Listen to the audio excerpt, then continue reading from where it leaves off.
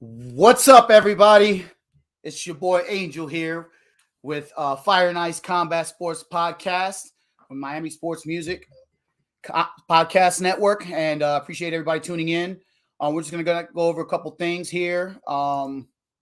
First and foremost, I want to show everybody some love. Thanks for coming on and showing us some love. Kind of go over here. If you have not yet, and you like the contents of this show and you have not yet, please follow me at Angel Ortiz MMA for all your stuff. You can find me on Instagram and Twitter and all my social handles at Angel Ortiz MMA. And if you haven't yet, please hit that like button and subscribe. Make sure you're hitting that like button and you're subscribing. Tell your friends, share it with your peoples, have them come out and show us some love. Hit that like button, subscribe. And we also have, for the YouTube members, you can join now.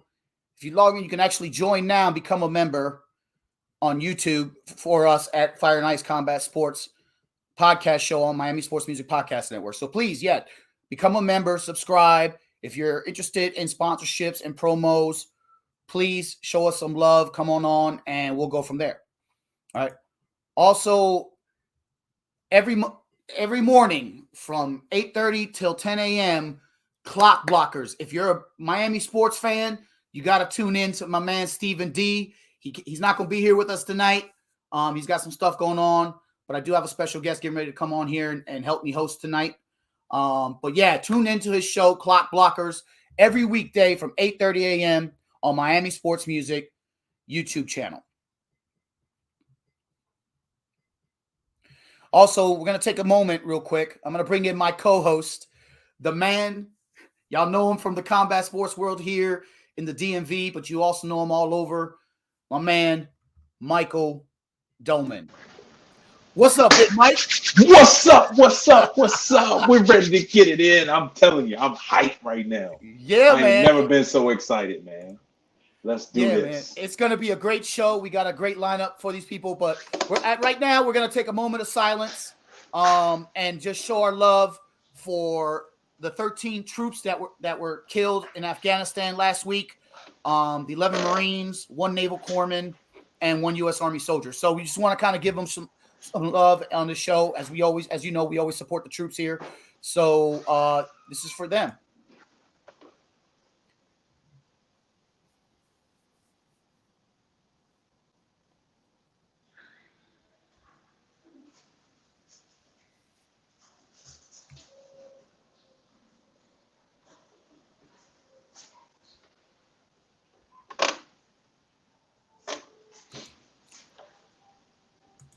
Also, we want to remind everybody, this is a parental advisory, explicit content, strong language show. This is a real gritty and grimy show. Oh, hey, man. Listen, put the kids to bed. It's time. Unless they're grown and then they can tune in. But, But I'm here with my man, Mike. Mike, what's going on with you, brother?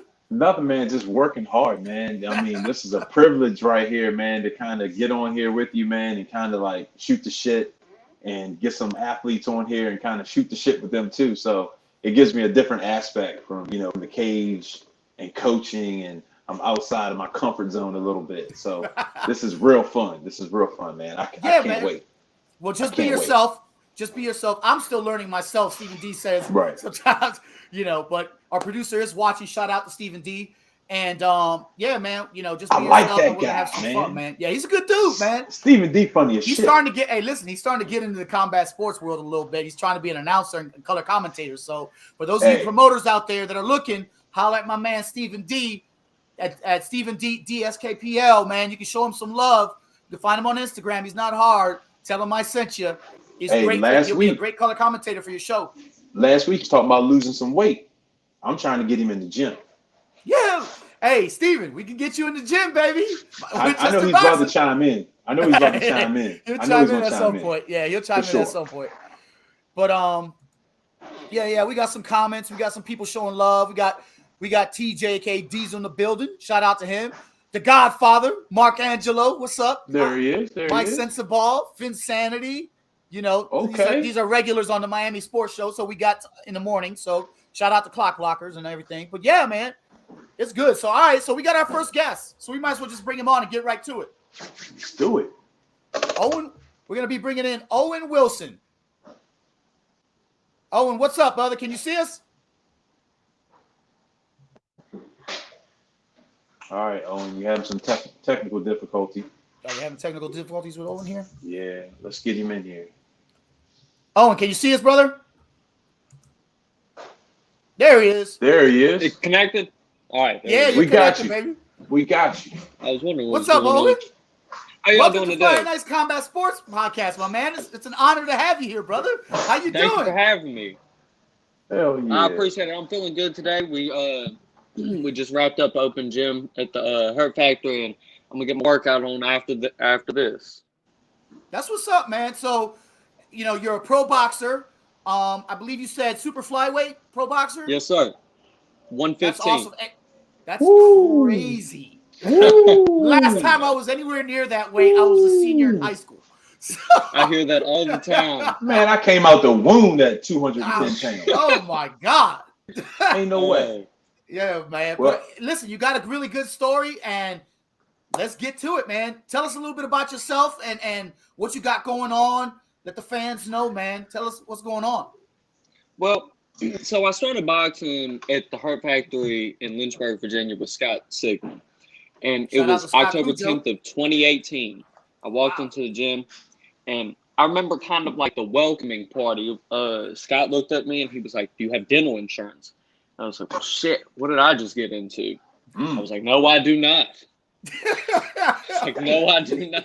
And then people said, "Oh, we're not going to fight today." Got into the ring. He showed me a little bit, and I'm not sure exactly what Scott thought in the moment, but I guess he saw a little bit of potential, and he asked my dad when we were in the office. He was like, if he ever wants to spar anything like that, he can. And I told him, I was like, yeah, I wouldn't mind to do it. I sparred probably like 3 days later. And I mean, just never looked back. So hold that thought. So Scott Cujo kind of said to me last time he was on that they beat the brakes off of you the first couple times you guys started sparring, so you could to see if if this was something you were gonna do. Is that true? Oh my goodness, man! I saw Scott. Tell that story. He kind of messes with people a little bit. He'll let you watch him beat people up, and then he'll get to you, so you know you kind of understand what's about to occur. That's the worst. Yeah. And it was like a Friday night. He was like, "Come in on a Friday." He was like, "You'll work with this kid." So I worked with a kid named John. I can't remember his last name, but he was 1-1 as a professional. You know, I mean, I was wild, swimming and everything, looking like Michael Phelps trying to punch. But I went in there. I got my ass beat for 3 rounds. And then Scott was like, that wasn't too bad. He was like, coming in next Friday. Coming the next Friday, spar Scott. My goodness. That's a big jump. If any of y'all know Scott, you understand what occurred. You understand what happened. Yeah. I mean, it's not fun getting hit by that guy at all. And I mean, just the trying to antagonize you and everything, let alone you're getting punched in the face and you got a man messing with you too. You know, I would have to say a lot of it helped though, since I didn't have an amateur background before I turned professional. So getting in the gym, always sparring hard. It's never like a 50% day or a 20% day. It's always you get in there and you survive or you don't. So getting used to that type of environment and having Scott berate you and say this and that, it kind of helped me be groomed for professional boxing a little bit quicker than expected. Right. That's good. That's crazy. So wait a minute. You went from so you didn't have much of an amateur background and you just jumped into being a pro, and you're 3-1 right now as a pro. That's insane. That's a big jump. So it was I started in October of 2018, and we had Cole Crumpler in the gym, and he was working with me, beating the hell out of me, and he ran a card in March of 2019. And he was going to put me on the card, and then he was like, let's just wait a little bit. So then it was a little under a year, July 20th of 2019, I turned turned pro against a guy named Jordan Simmons. I think he was 0-3. Yep. So just to get your feet wet and just to experience everything, dealing with the commission, wrapping your hands and all that. That's crazy. Mike, you got anything? Yeah, I need to know. All right, so you went straight from no amateur background, straight to pro. All right, straight to pro. So was it a big change for you, or were you like, oh, this ain't shit? I mean, you can't step in the ring and ever say that boxing ain't shit. Right. So, I mean, like most managers do, I was put in with somebody, an opponent that wasn't necessarily going to be able to fight back if I fought hard. Right. So we got in there. I came out a little wild because I don't have the amateur background. I was kind of like nervous and damn right weary of the crowd. So I went a little wild and kind of threw caution to the wind a little bit for my first 2 fights. And then, you just get a little bit more experience. And then my third fight, I lost. And, just little lapses like that. You're learning on the job. So small things like that will happen. And, all you can do is get better from something like that. Absolutely. So what made you want to do this? Like, what made you want to get into boxing? Oh man, just a pissed off kid. I was in high school. I'm like, I can make 115 easily. So I walk around at like 125. In high school, I was like 115, 118. So you can imagine somebody like that being bullied or something like that, but it's the complete opposite. I was always just mad. I always just wanted to fight. And I remember I got fighting in school one day and I broke my hand. And they was like, it was like, you got a boxer's fracture. And I was like, man, it'd be kind of cool to box. And then it went out of my head for a little while, And then I was going through a real rough point mentally. And I was looking into facts about boxing, and it said that it helps with mental health and, just dealing with Scott and, you're going through getting berated by people and getting beaten up. And it just helps with your confidence knowing that you're able to withstand something like that. So I kind of just fell in love with the entire atmosphere of boxing. That's really good, man. That's awesome, man. Yeah. So what other fights? So what's next for you? What other fights you got coming up, man? And what do you got going on? So I was going to fight October 2nd on Chris Rollins' Rocket Combat Sports card. I was going to fight on that card, but then me and Scott had got to talking, and we decided it'd probably be best if we wait a little bit. And so we're going to have Austin Dion, the 3-0 professional from the same gym as me, fighting on the same card. Fighting on the October 2nd card.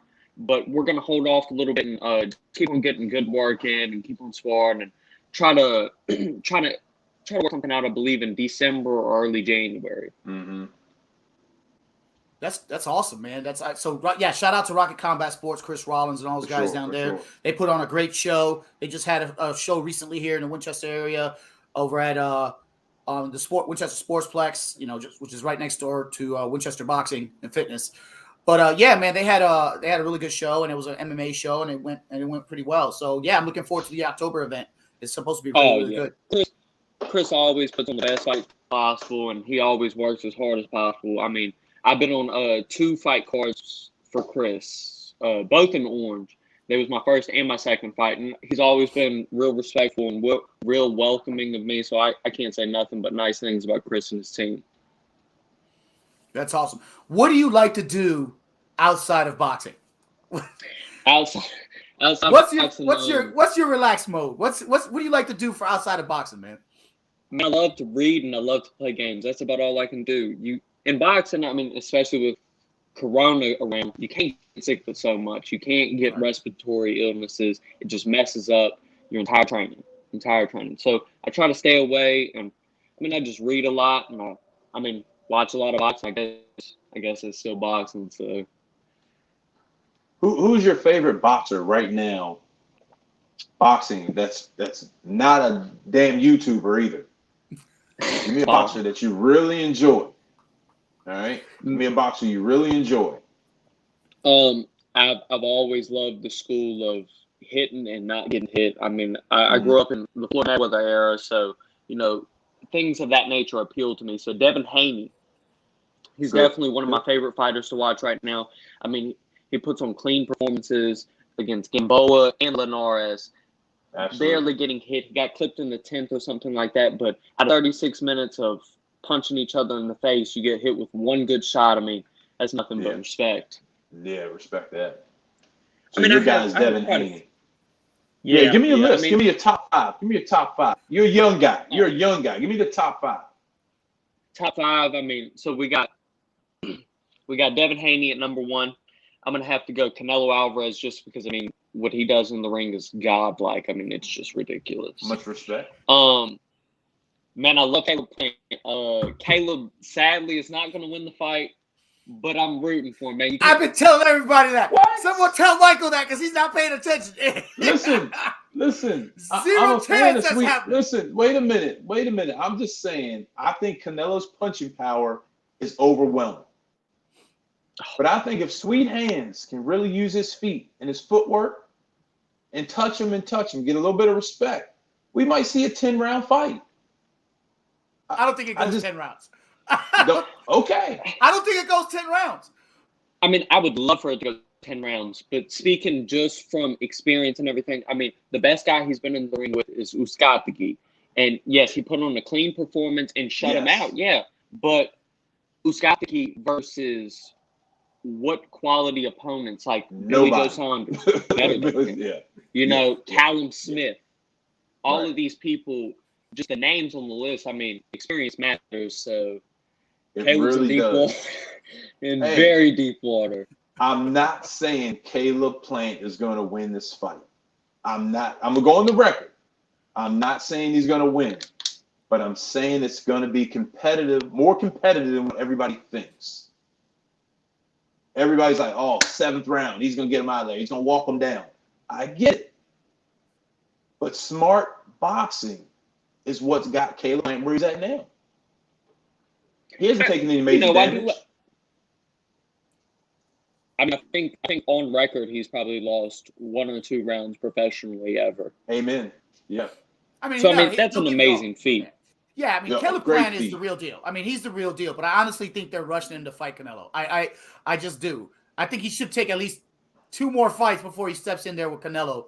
And to fight Canelo Alvarez, who's at the peak of his game right now, who's a complete monster, man, is, dude, bro, he's like Owen said, he's doing God-type shit in that ring right now, bro. But who's going to turn? You tell me who's going to turn down that money. That fight's going 7 rounds, bro. 7 rounds at most. You know what? He finishes in 6. Y'all heard it here first. Put your 20 against my 20. All right. That fight goes more than 7 rounds. Are you witnessing right now? Everybody's witnessing. This is on record. This is recorded. Yeah. $20. I take $20. It goes past 7. It goes past 7. $20. It stops at 7.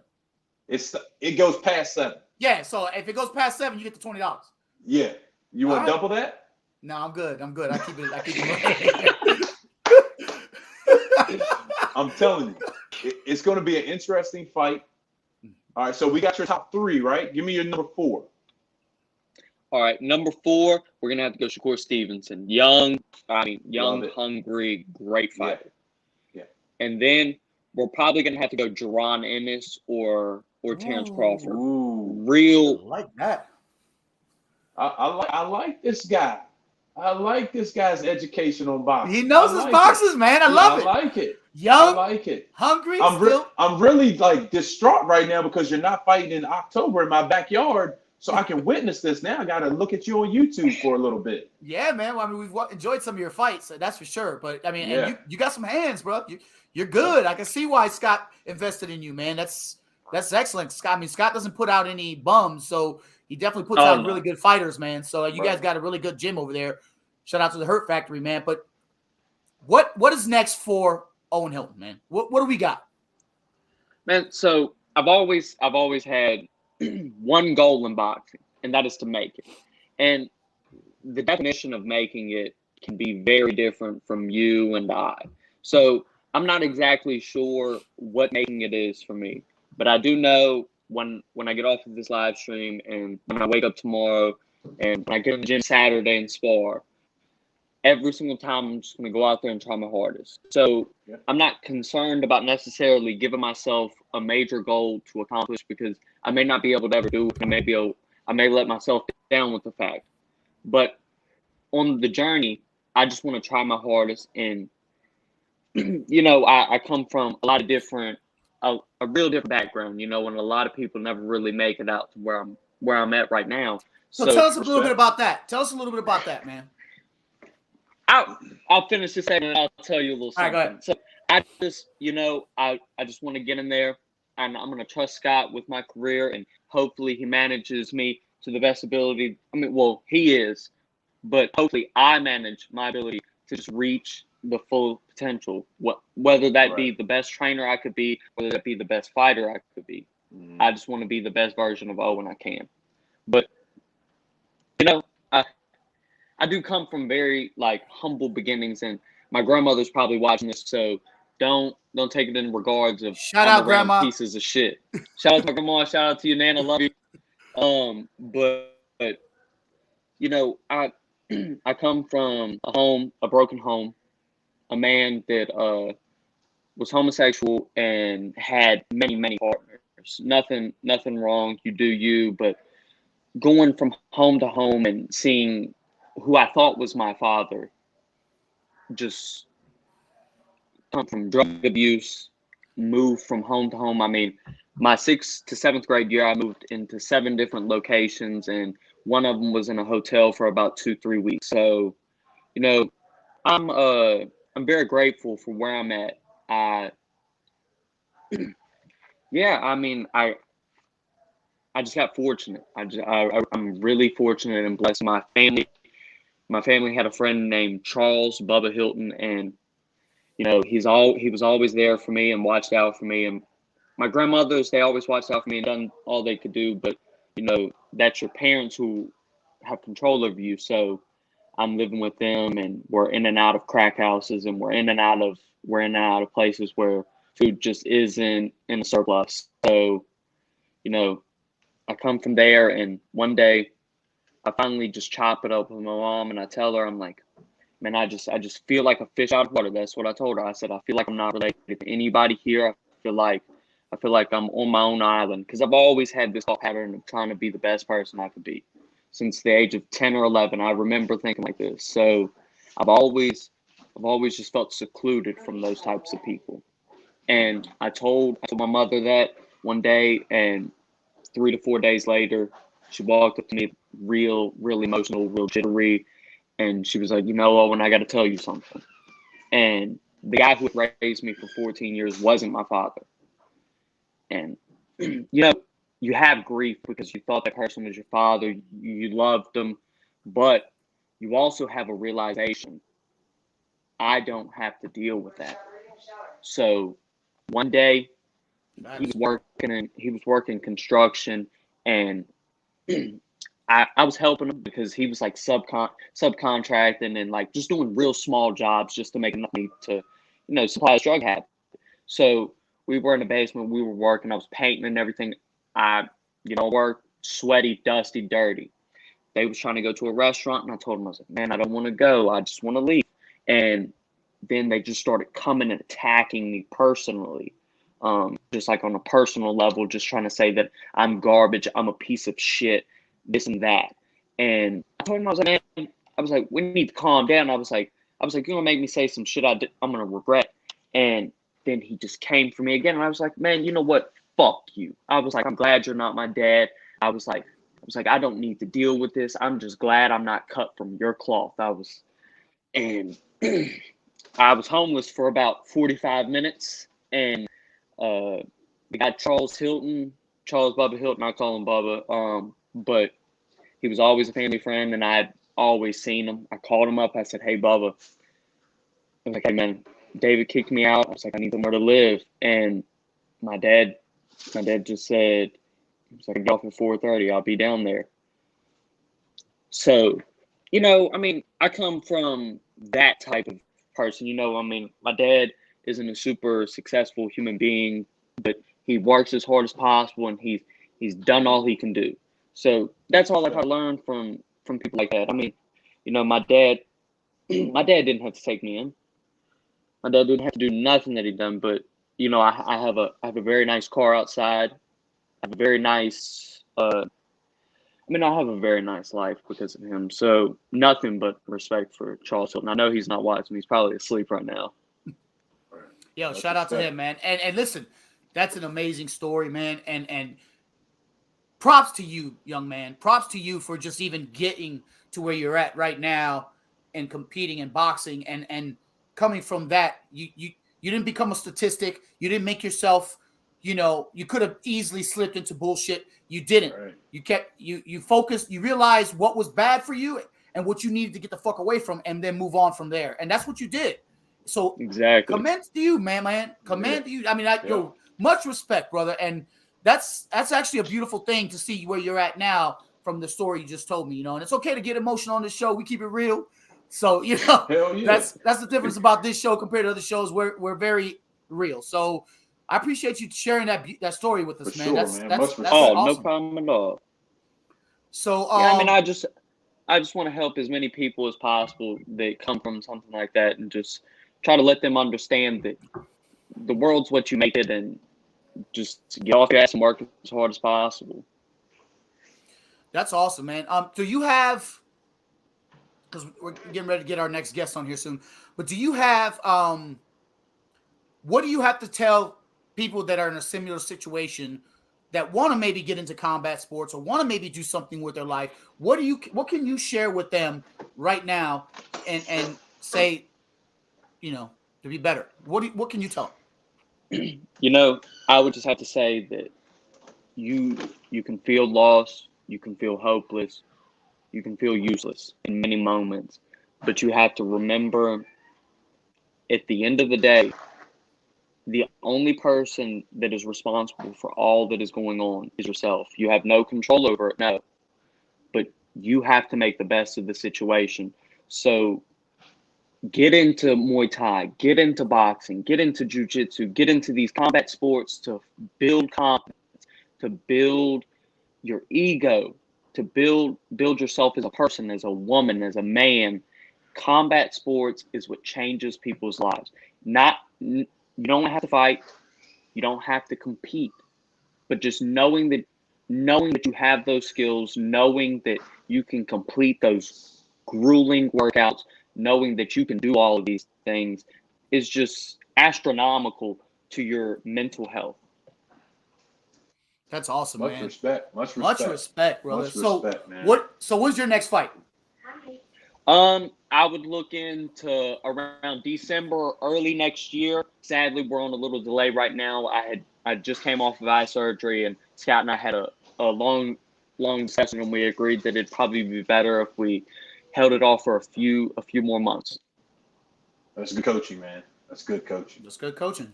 Hey, yeah. shout out to Scott. Nothing but respect for Scott Kujis. Yeah. Hey, real quick, man. Go ahead and listen. Thank you for coming on. We definitely got to get you back on here again. For real. Yes, I would love it. But I just honestly want to say, I said for real. It goes to show how old I am. but yeah. So we got to definitely get you on it. But tell everybody where they can find you, man. Tell everybody, you know, give them your handles.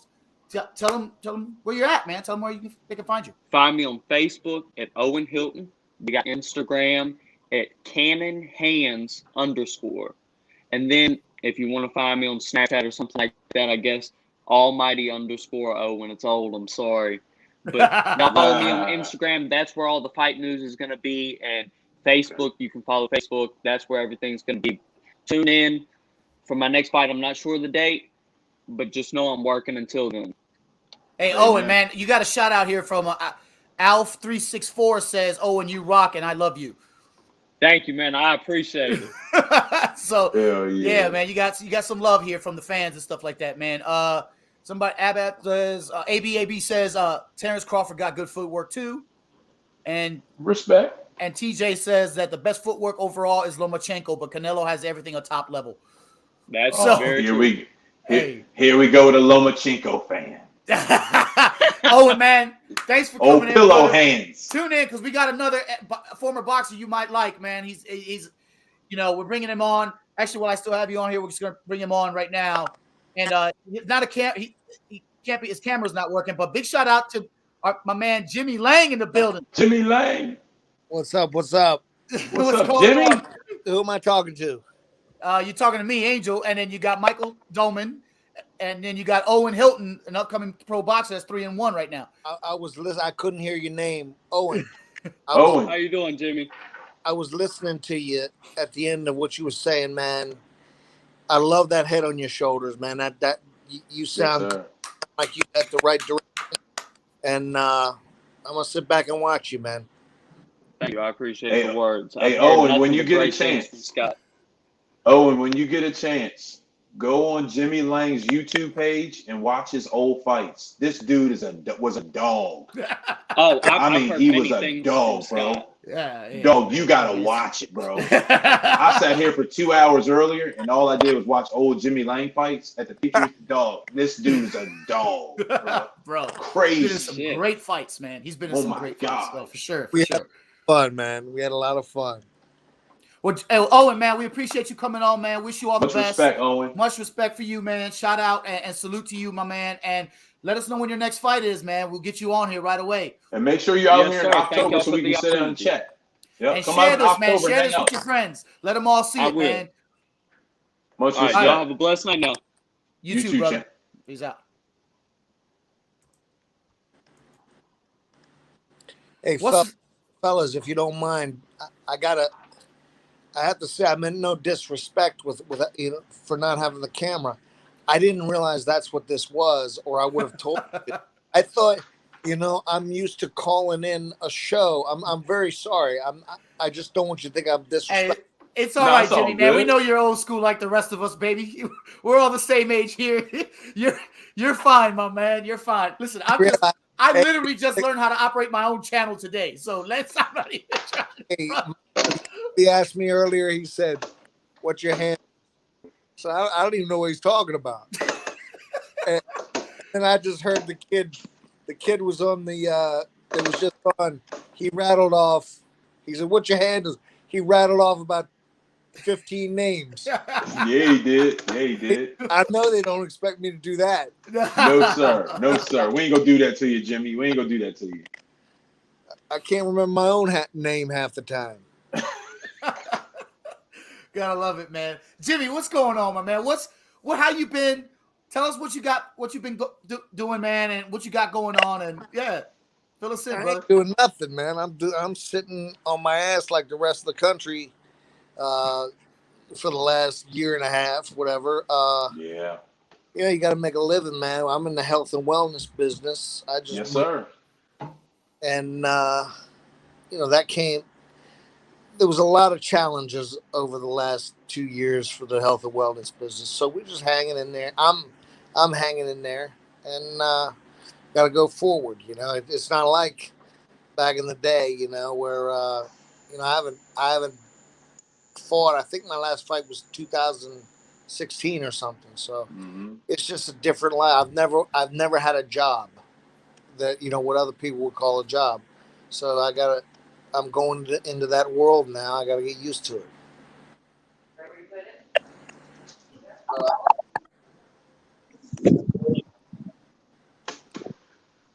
The Stephen D. Yeah, looks like we got Stephen D in the building. Stephen D in the house. I wasn't coming on. I was coming on to fix something. Well, somehow you being a producer jumped right in here, brother. That's all right. Right up. You got any questions for Jimmy? Yeah, I'm still. So everybody, say hi, Savannah. Oh, she's ringing.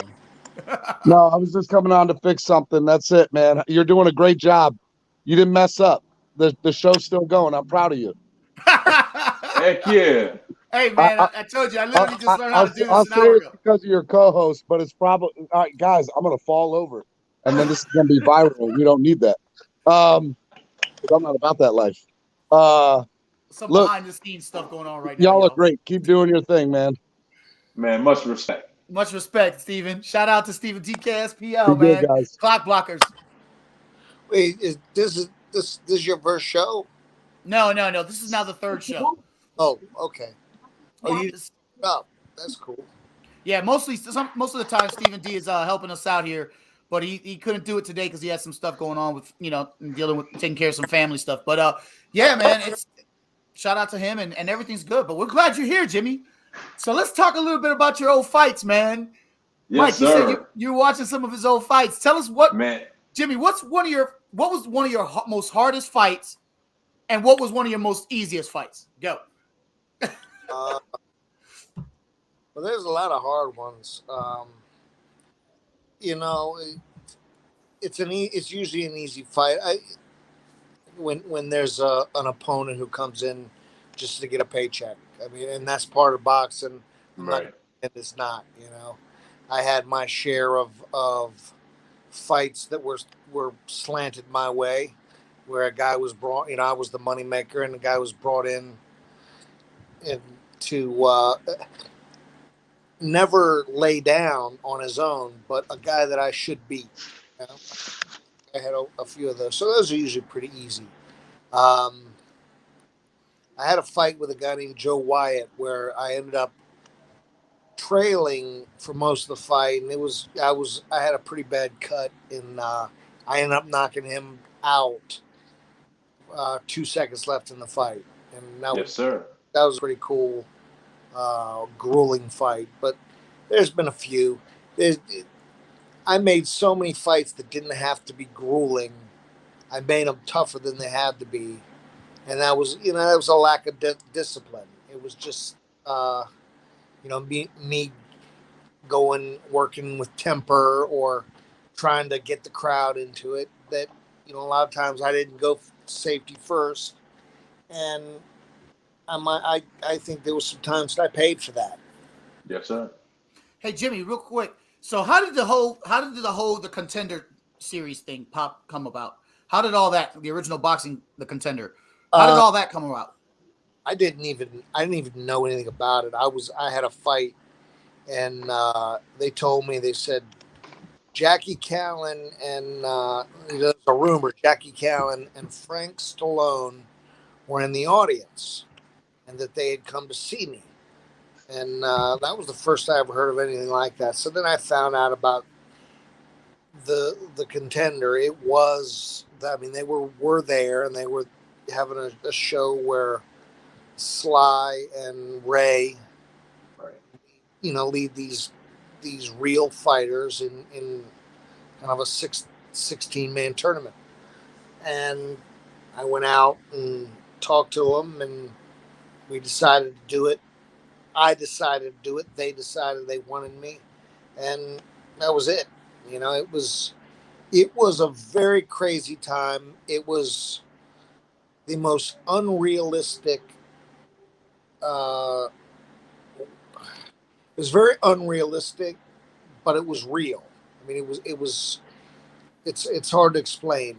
Nothing about that fight, that show, was how regular fighters do it. You don't live with your opponents. You don't learn who you're fighting the day before. You don't do challenges, things like that. So it was unrealistic, but it was it was almost like a game show. It wasn't. It was real boxing, but it wasn't real process. If that makes sense. Of course. So would you say that series kind of paved the way for like what you see now in MMA with the Ultimate Fighter and the UFC Contender series now? Would you say that's something that kind of paved the way for that? It was the first one, and it was the biggest one. So yeah, um, I don't, I haven't watched all those kinds of shows, so I don't know. There may be some better ones, but that was Mark Burnett and Sly and top of NBC, and it was just, it kind of opened the door for everything else. The answer is yes. That's awesome, Mike. Where, You got where it. did you where did you enjoy fighting more? At home at the Patriot Center, or did you enjoy like going across the country and fighting in foreign territory? No, the Patriot Center gave me a lot of anxiety because of friends and family. I love just getting away Right. and not having the extra Pressure. responsibility of putting the show on as well. I Right. love that. I definitely it made more sense for me to stay home and fight, money wise, but enjoyment wise, definitely. I would have never fought at home if I had. Really? Yeah. So tell us how you became the WBE junior middleweight title holder by beating another local talent fighter in Perry Ballard. How did all that come about? And What was that the W? that was the WBE. Yeah, I'm not sure. That was just a kind of a local thing. I was coming off the thing, off the contender. That was my, I had to take a year off, you know. So I need a little bit of a tune up when I came back.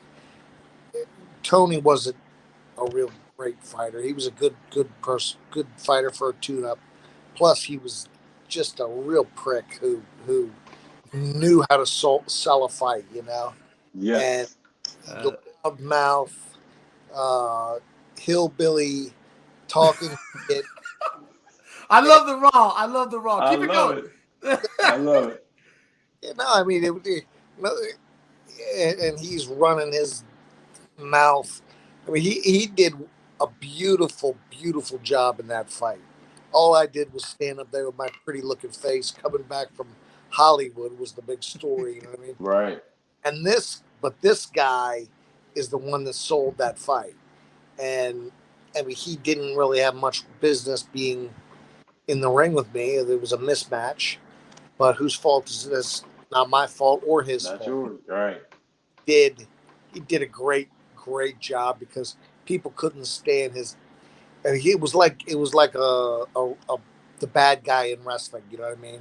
He just he was really good, and I didn't have to do shit. So except Man, except beat him. and you did that. You Uh, definitely did that. yeah. So then I think the next big fight there.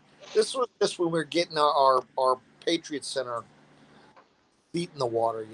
I Right. that's when I rematched Joey Gilbert. Joey Gilbert. Right. Yeah, Yep. Mm-hmm. and I mean the guy was just too strong for me. He took me out, and the fight should have never been stopped. But my guess is I wouldn't have been able to hold him off. That was a sign of things to come. He was just too strong that night. Well, respectful, man. What was it like meeting Angelo Dundee, Muhammad Ali, George Foreman, guys like that, man? What was that? What was that like? Dundee is people that don't know Dundee now. I describe him as the Vince Lombardi of boxing. You Yes, can pick sir. this guy's brain, and it's full with so much, and you learn things that people don't know. I was able to learn things about Ali, and some of them were even private that I would never share. But you can't put a price on that kind of being able to have a window into some of the absolute greatest fighters, from Ali to Leonard. So behind the scenes, that was a really fortunate match we made. Not not fight, but us two as a match. He liked me. He didn't work with a lot of guys at that Right. career. Some reason he liked me. I got lucky, and I got some real great memories out of it. That's awesome. I mean, growing up for me, I watching great fighters like Sugar Ray Leonard and Roberto Duran and Marvin Hagler and those guys, man. Those were the 4 point. But seeing guys like step up in the DMV and show and get to that high level, that was actually a really cool thing to see growing up, man. I I'm telling you, man, it's been nothing but fun. It's been fun for the fans. It's been fun for me, and I would, I'd have to be a real asshole to say it that the DMV, DC Metropolitan Virginia area has done nothing but help me. This ain't Absolutely. a Bernard Hopkins story where he was fighting against everything and finally just made it to the top. Man, everybody supported me. You couldn't have supported somebody better than all those people supported me, from the boxing community to the fans to even the commissions. I mean, everybody just treated me like gold, and it made it a lot easier to do what I did. That's awesome, man. So what do you got going on, man? You wrote a book, right? If I'm not mistaken, there was a No, book that I'm in the middle of a lot of that kind of thing, writing a book. Well, I think we're going to do a podcast. We're going to do some things, but Good. no, man, I needed a break. I got out of the ring. The minute I stepped out of the ring for the last time, I knew it, and I didn't want to be involved in boxing. I'm not involved in boxing. Um, Even my son, is on a amateur path to eventually turn pro. I don't do much with him even. Right. Sometimes I'll Good. watch him spar, but I just stepped away. I'm still in. I teach guys how to box, but I don't teach fighters how to box. Like CEOs and different people that want to use it for other reasons. They don't want Right. to actually fight. They want to use it to, blow off steam and to for fitness and stuff like right. that. So And I tell enjoy everybody it. where you're boxing at, man. Where you coaching at? I enjoy it. Well, I'm up in Ashburn boxing, but most of the time, I just come to your house. You know, I'm I'm I'm not Wow. That's I'm good. not I'm not really a gym rat like I used to be, because I just needed a time away from the sport. 40 years in the sport is a long time. Man, if Now, you could get a how's your pro box, son? How old is your son now? 18. I got twin 18s, and Yeah. one of them is he's got eyes to do this, and I personally am not crazy about that, but Right. he's gonna do it anyway, whether I like it or not. I say, hey, and you know what? He should do it whether I like it or not. We Yes, sir. if we're living our life for other people, we got it wrong. So he should follow his dreams, and he hits hard, but he's headstrong like me, and dumb. He don't realize that you gotta going in getting beat to shit all the time ain't the way to go. There's a life after boxing. that's awesome, man. And that is actually a pretty cool thing to know that if you want to learn how to box, Jimmy Lane will show up to your house. House. Make house Hey, calls. My man makes house calls. That's awesome. well, you'd be irresponsible if you didn't add, but it's expensive. Hey, nothing wrong with that. Hey, You name nothing your wrong with that. price. You name your price. That's That's right. right. I mean, you're That's right. training with Jimmy Lane, baby. You name your Yeah. price. Give me a call. I'll show up. Hey, Jimmy, man, I appreciate you coming on, brother. If you want to stick around, you're more than welcome to. I know you got stuff going on, but let everybody know where they can find you at, man, or how they can reach you. If and we got to definitely get you back on the show again and talk about your up and coming podcast, brother. All right, here's what we're gonna do, because I ain't giving out my phone number because I don't want to talk to nobody. So you guys are gonna help me get what you're talking about, handles and all this stuff on what you're talking about right now. Man, And the hey, next time I show up, because I like this show and I want to come here. I want to come on the show again. Next time so I Absolutely, Jimmy, show man. up. I got your number. I'm just gonna give you. I'm just gonna be like, hey, Facebook, Hey, I Instagram. got your number too. We're Yeah, gonna we're get gonna you hook you taken up. care of, Jimmy. We're gonna We're hook gonna you hook up, you man. up, man. And we and then next time I come on here, I'm gonna have some stuff to tell the people. You're There gonna you have some go. handles. You better have You some can have some handles. handles. Yeah, I'm Yeah. gonna have a camera too. I'm gonna have a camera too. My man, Jimmy Oh man, Lang, ladies and gentlemen. Jimmy Hey, Lang, man. Jimmy, I appreciate you coming in, man. Real quick before you head out, though, give me your top 5 fighters of all time, man. Ugh. Why you do that to me, man? Got to do it to you. Got to do it to you. You only get 5. It's Whether they're alive or dead, it doesn't matter. Top 5. Who I'm gonna. I'm not gonna do it. I'm gonna break the rules whether you like it or not. No order. Huh? No order. Order doesn't matter. But I ain't gonna give you the normal ones. I'm gonna give you people in my lifetime. Okay. All right. So I ain't gonna give you Ray Robinson, even though he was probably the greatest. All right. Yes, sir. In no particular order, Mike Tyson, not Mike Tyson, Muhammad Ali, Sugar Ray Leonard, Roberto Duran. Damn. That's starting to sound like my top 5. Mount Rushmore's looking good. Rushmore's looking good. Larry Holmes. Ooh, nice. And you know what? I'm not a heavyweight. Michael Spinks. Ooh. Because Michael Spinks is very underrated. Very underrated. He's very well known for getting beat by Tyson. But if you take his light heavyweight career, he was one of the very top light heavyweights in history. I love Michael Spinks. Oh yeah, Michael Spinks is a true legend in the sport. Oh, he was a bad dude, man. Yeah, he's a bad dude. You've got to disregard that Tyson fight when you talk about his career. Right. Absolutely. Well, hell, Jimmy, man, we appreciate you coming on, brother. Wish you all the best, and let's get you back on the show here as soon as possible. Let's get you back out to Winchester one day too.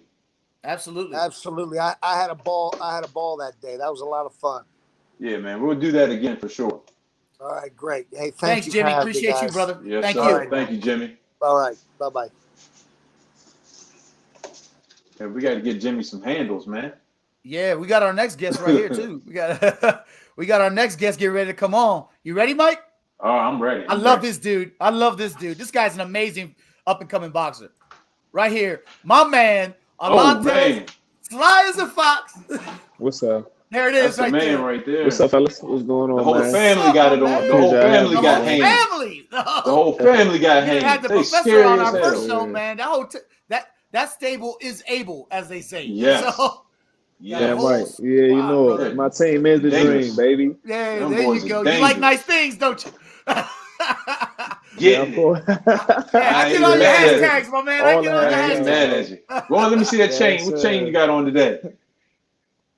I got my African chain on, boom. Got my Cuban. I like it. Here. I can dig it. Okay, there it is. That's what's up. There it is. Hey, man, shout out to your pops, man. Troy Fox. Coach, what's up, Coach? For sure, man. Appreciate that, man. For sure, hey, man. And the professor. But, hey, tell us, man, what's going on with you, brother? Yes, sir. Welcome to the show.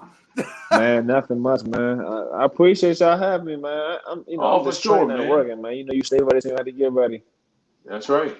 What's next, man? What's next? I heard some news. Man. Did it fall Fight through? day coming soon, man. I can't release too much, man. I can't release too much, man. Fight day coming soon, All right. The Twitter world is talking. The Twitter world is talking. You know we got to try a little bit. And the Twitter world be talking a lot, man. They say the Twitter world is talking. And I don't know if they got the truth, but I think it's something big coming up. I'm not going to say nothing either, so I'm going to leave it alone. Just relax. And so you guys got some heavy hitters coming out of your gym, and you've been able to train with so many guys, man. I think I saw one time you were down in Vegas training with them boys down there over Sean at Porter. Sean Porter, yeah. And training with some guys like got some Sharpshooter Outlaw and all these other guys, man. Yeah. Yes, sir. Sharpshooter Outlaw fighting September 10th. Yes, okay. Sir. Yeah. What do you think about the guys coming out of Atlanta? There's a lot of talk coming out of Atlanta about these boxing gyms in Atlanta. A lot of talk. In Atlanta. It's I know, but I don't really know much about Atlanta, man. It's kind of crazy. Not about the boxing scene. Yeah, and there's not a big boxing scene, but man, they're making a lot of waves. I'm really tuned in. I mean, trust me, I'm a Virginia born and raised, but these guys are making noise down in Atlanta, and I can't wait to see the Clash of the Titans happen. Okay. Yeah, I can't wait to see the Clash of the Titans. They got to come this way. They got to come this way. They got to come this way. Got to come to the DMV, baby. Yeah, they got to. Might as well. Hey man, Yep, so tell us a little bit about yourself, man, and so people can know and what you got going on, brother. I mean, besides, what you can and can't tell us, but what you got going on.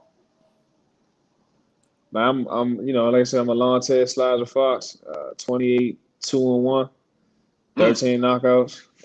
Woo. 6'5", super middleweight. And I'm here to work. I wanna work with everybody, man. It's not a ducking any of that, man. I'm always ready. I'm always ready. You just saw my brother's last fight, man. We stay ready, so we ain't got to get ready. That's it. We always training, man. I don't know for sure we have coming up, and I damn sure can't just jump out there with it. But man, as soon as I know for sure, it's gonna be out there. It's gonna be all over social media, man. Follow me at Slider Fox. What do you think about the status of boxing today, my man? Because I'm still a little bit upset about what happened to your brothers. We're not gonna get into that right now, but I'm still a little bit fired up. Talk to me about the status of boxing today, because there should be a title coming out of Maryland right now. So I'm telling you, man. Yo, that was a nice ass belt we had to give up, man. Man. Talk to him. So you were in your brother's corner that night. Absolutely. Tell me, because I saw your face in the camera, because I was just as shocked. Yo, I pulled my phone out. Before the fight started. I said they about to cheat my man, and your brother tagged me in it. They about to cheat my man before the fight starts. I was already pissed. I knew something was wrong. Mm-hmm. And then when we got to that 12th I knew round, something was. Well, no, I'll say this though. I'll say this. So when I heard the cards, man, I wasn't really, I wasn't really that worried. I felt like my brother put on such a great performance that there was no way they could take that from him, right? So when they read the first card out, he made a face too, like what? Yeah. Like that's way too close. I'm like, regardless, bro, that said unanimous decision. There's no way it's him. And next one was about 3 rounds apart. The first 2 cards, I thought he already had it in the 7. bag. Yeah. Right. I was like, come on, man. There's no way in the world that's for him. And even Sadiq said something about the last time he was on the show. He said, yo, I heard the next round. He's like, man, I wasn't sure my man Mike wanted to fight like that, but I thought he knew he beat him, but he didn't think that the number was that far out. I'm telling you, I thought, I really thought it was announced the other dude, 118, 109. When I announced the other dude, bro, I almost threw something at my TV. On God. Listen, I almost threw stuff in the arena. I was ready to start throwing stuff in their armory, man. I was ready to start breaking shit, man. I'm telling you, really. I was irate, man. It's no way in the world they should have taken it from, but now, they said they moved it to a no contest. And they were trying to order a rematch, but it's no need to order a rematch because first and foremost, I'm gonna whoop that guy's ass. That's first. Second of all, they're getting rid of that belt. Right. My question is, how the hell do you not need to fight for nothing? Yeah. Right. So my question is though, he had a 10-8 round. How do they still give it to the other dude? Like, it just blows my mind with some of these people. Like, and I've said it, Mike, you and I have been officials for a while. We're not allowed to talk too much about stuff. But the thing about it is, we've always said, if you've never competed or trained in the sport, you got no business being an official for the sport. That is my personal saying for it. If you never trained or competed, how can you, as a judge or even a ref, how can you, if you're not training, at least, how can you be a good judge and be able to understand that? At least training. At least training. At least you in the gym, boxing. At least you're doing something, or MMA, whatever you're doing. You're at least training. Something. You're absolutely right, man. I wish it was. That was some criteria for it, but I mean, we gotta work with what we got, man. Like I said, for that fight, the only way my brother would have won that is if he knocked that dude out. And it was definitely times in the fight he had him hurt, especially later on, like round. I think it was like round 7 or 8. He put him on skates again. I'm like, come on, man, let's get this. You know what? I can't even say. I said, let's get this guy out of there. I was like, man, you don't need to stop on the gas, bro. You're doing all you need to do. Keep hurting them, keep killing them with finesse. You're gonna, you know what I'm saying? You're gonna end up winning this fight. I'm fine. I'm gonna be honest with you. Like there were things I saw. I ain't even want to add to it. I'm like, it looks so good. It's no way in the world. Mike fought an absolute perfect fight. Perfect fight. When they say that certain Exactly. boxers have the best night of their life, right? That's what I saw. Right. That there. was it. Right. Yeah. That was now, it. I'm not saying he Absolutely. can't have another one. He's still young. It's not like I can't say he can't have another one. Yeah. You can't have another one or somebody like that. But that was the night. That's the night you see a man get Absolutely. a perfect fight and then all of a sudden get it taken Right. away from you. Right. Like that. And Right. it was the absolute Right. most ridiculous thing. Like, not only did he have him hurt, Right. and like you said, he was backpedaling on skates and shit, but the dude was held by the ropes a couple times, bro. Oh, he got rocked. Absolutely. Bro, so I'm like, Absolutely, come on, bro. man. My brother was rocking him. That's a flash knockdown. Like, that to me is a flash knockdown. You're getting held by the ropes. You're putting your arm over the ropes. Yep. Come on, Slim. You preach to the choir, bro. You preach to the choir, bro. Yep. But so anyway, they moved that to a no contest. Yeah, So so they I moved heard that this move. This been moved to a no contest. Okay. That's what I'm Okay, well, hearing. I don't know for sure, but I'm Right. hearing. My brother said he spoke to the WBA president, and you know, he just the WBA president actually apologized to him and let him know, man, that's you know, Right. that is really messed up, man. We're sorry this happened, and I think he told my brother they're gonna order an immediate rematch. But man, did you see like I how said, Twitter was going? why we got to rematch a guy we actually beat? Yeah. Now we need a new title fight. That's what I think. You know what I mean? So I mean, Twitter blew up that night. That was ridiculous. You even had MMA fighters. You had pro MMA fighters in the UFC that watched that fight and chimed in on it. Yeah. So it was crazy. Like, man, what? My brother said Earl Smith DM'd him and said, man, you won that fight, man. Because my brother, you know, with his eye and everything, he DM'd him first. My brother DM'd him and said, man, you know, speedy recovery. And Earl DM'd him back like, yo, you won that fight, man. I don't know what the hell they were saying, man. You know what I'm saying? So that was tough. That was tough to watch. So what's going on? Man, listen, and that's it. That's what's up, man. So all right. So what do you like to do outside of boxing? I like to bowl, man. I like bowling a lot. I'm trying to I haven't had my like. I'm getting better and better. He into it too. I'm telling you, man. That ball be pissing you off, don't it? I got 2 balls. Man, yeah, that shit be pissing me off. Oh shit! Yeah, that game is hard. And he's not talking about the one between his legs either. He's talking about the. Hey, so you got the curve on it, or how you going straight down the middle? Talk to us, man. I throw my curve ball. I throw a curve ball. You know what I'm saying? I can't even bowl a straight ball. I don't think, man. And right now, like I'm getting better. Like I'm really getting better and better. I still haven't had my first 200 pin game, but it's coming. I'm getting real close to it. No 200s. Oh, we got to get Angel. We got to make a trip. We got to make a trip. What? So I don't play 190. I was supposed to got 190, bro. Well, hey, yeah, 190 is not bad. One frame. 190 is not bad. Yeah. You got to just pick up a couple spares here and there. You be all right. I mean, I can play. I can bowl. That's exactly what it is. Like that. Yeah. Shoot, that's the first thing my mama put me was bowling. I just like my last time I went bowling, I just started picking up my 10 pin. Like, you know, I get 9. Most time I'm getting 9 or better, right? But I couldn't for the life of me, I couldn't pick up that 10 pin. I'm finally figuring that out a bit. It's gonna be over. Then I'm gonna start breaking into the 200 soon. There it is. There it is. I can't wait. So you gotta start entering leagues, man? You doing leagues? What's going on? Nah, bro, nah. So this the funny thing is, right before we had a lockdown, right? Everybody had to stay in the house and there was no bowling alley and all that, man. I really got into it, man. A few of my friends were going bowling every Wednesday. And they just told me to come out. So that, you know, they all had balls and shoes and all that. I was like, man, shit, I gotta go ahead and step my game up. So I went ahead and got 2 balls. I got 1 ball. I got one like house ball. So I doing it first. And then my father bought me 1 ball for Christmas, saying, you know, I see you bowling and everything. And then man, I went and got 2 balls. Like, man, I need a ball with a hook and everything. Come on, man, let's go. I went to the store, got a drill for me and everything, man. So you got your own shoes and everything. Got this going. Let's go. You ain't renting shoes. You got your own shoes. I don't have the shoes. I'm gonna buy shoes though. Yeah. I need shoes. You rocking that wrist wrap? I got my 2 balls. I got my 2 balls in my bag.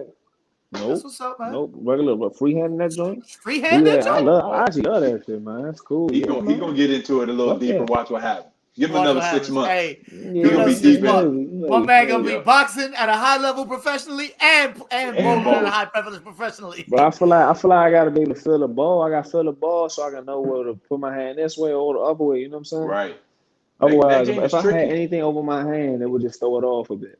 So Yeah. what's it like, man? I mean, you 6'5", bro. You and your brother call Shoo, yourselves the Twin Towers in boxing.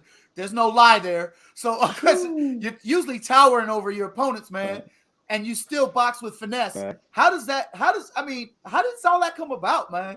Because usually you see tall, lanky dudes, they So ain't doing what y'all doing, man. So holler at me, man. right. Tell me Y'all what's just going on. Let them smooth. know. Smooth with it. So the only person that knew we were gonna be tall is my mom, and she was telling us for a long time.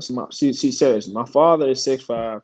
The boys are gonna be tall, and every time a lot of other people were saying that my father like I don't know that he's gonna be tall. So the way he trained me was moving, being a small guy, boxing in and out, doing what I gotta do like that. And then all of a sudden, I just sprouted up. Like I went from like one, so I'm steadily growing like regular.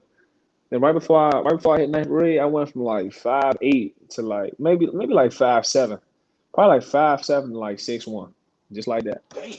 And Dang. like I'm talking about to the point I'm getting in the car. My father used to have this Cadillac, so the Cadillac sit low. Oh, I was hitting Callie's. my damn head getting in the car, man. I was hitting my head getting in the car every time, bro. I was like, damn, like Hey, man, can I This get a it took couple me a inches? minute to like really get used to it. No, I would give two. I would give you 2 or 3 if you can give me the Yeah. I bid. just I just want That's to be it. like 5. I just want to be like 5'10", maybe 5'8", 5'9". I'm five No, foot you can six. have it, bro. I swear to God, I will you my 3 inches right now, bro. You can Oh have my it, Uh, bro. god, You can have me I'll 6'2" take and motherfuckers will fight me more too. Come on, man. it. yeah, for And sure. that's the thing, and that was a quick big Hmm. question.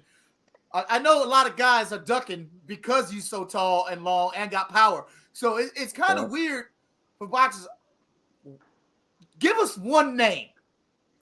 Remember, you could be as explicit as you want to on the show. Give us one name of someone who's ducking rec.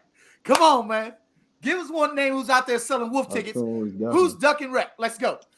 I mean, I can go over my career like at 160, man. David Lemieux. Mm. Um, you Mm. know, man, let me. That's a damn. Now I gotta think about it a little bit because it's been a little bit. It's like now I got 2 losses. It seems like people don't. It seems like people be with it, man. You know what I'm saying? Right. But I still got some people out there, John, saying, "Nah, we good. We good off that one." I remember that one specifically though. David Lemieux, his camp said, "Nah, nah, this guy's too tall."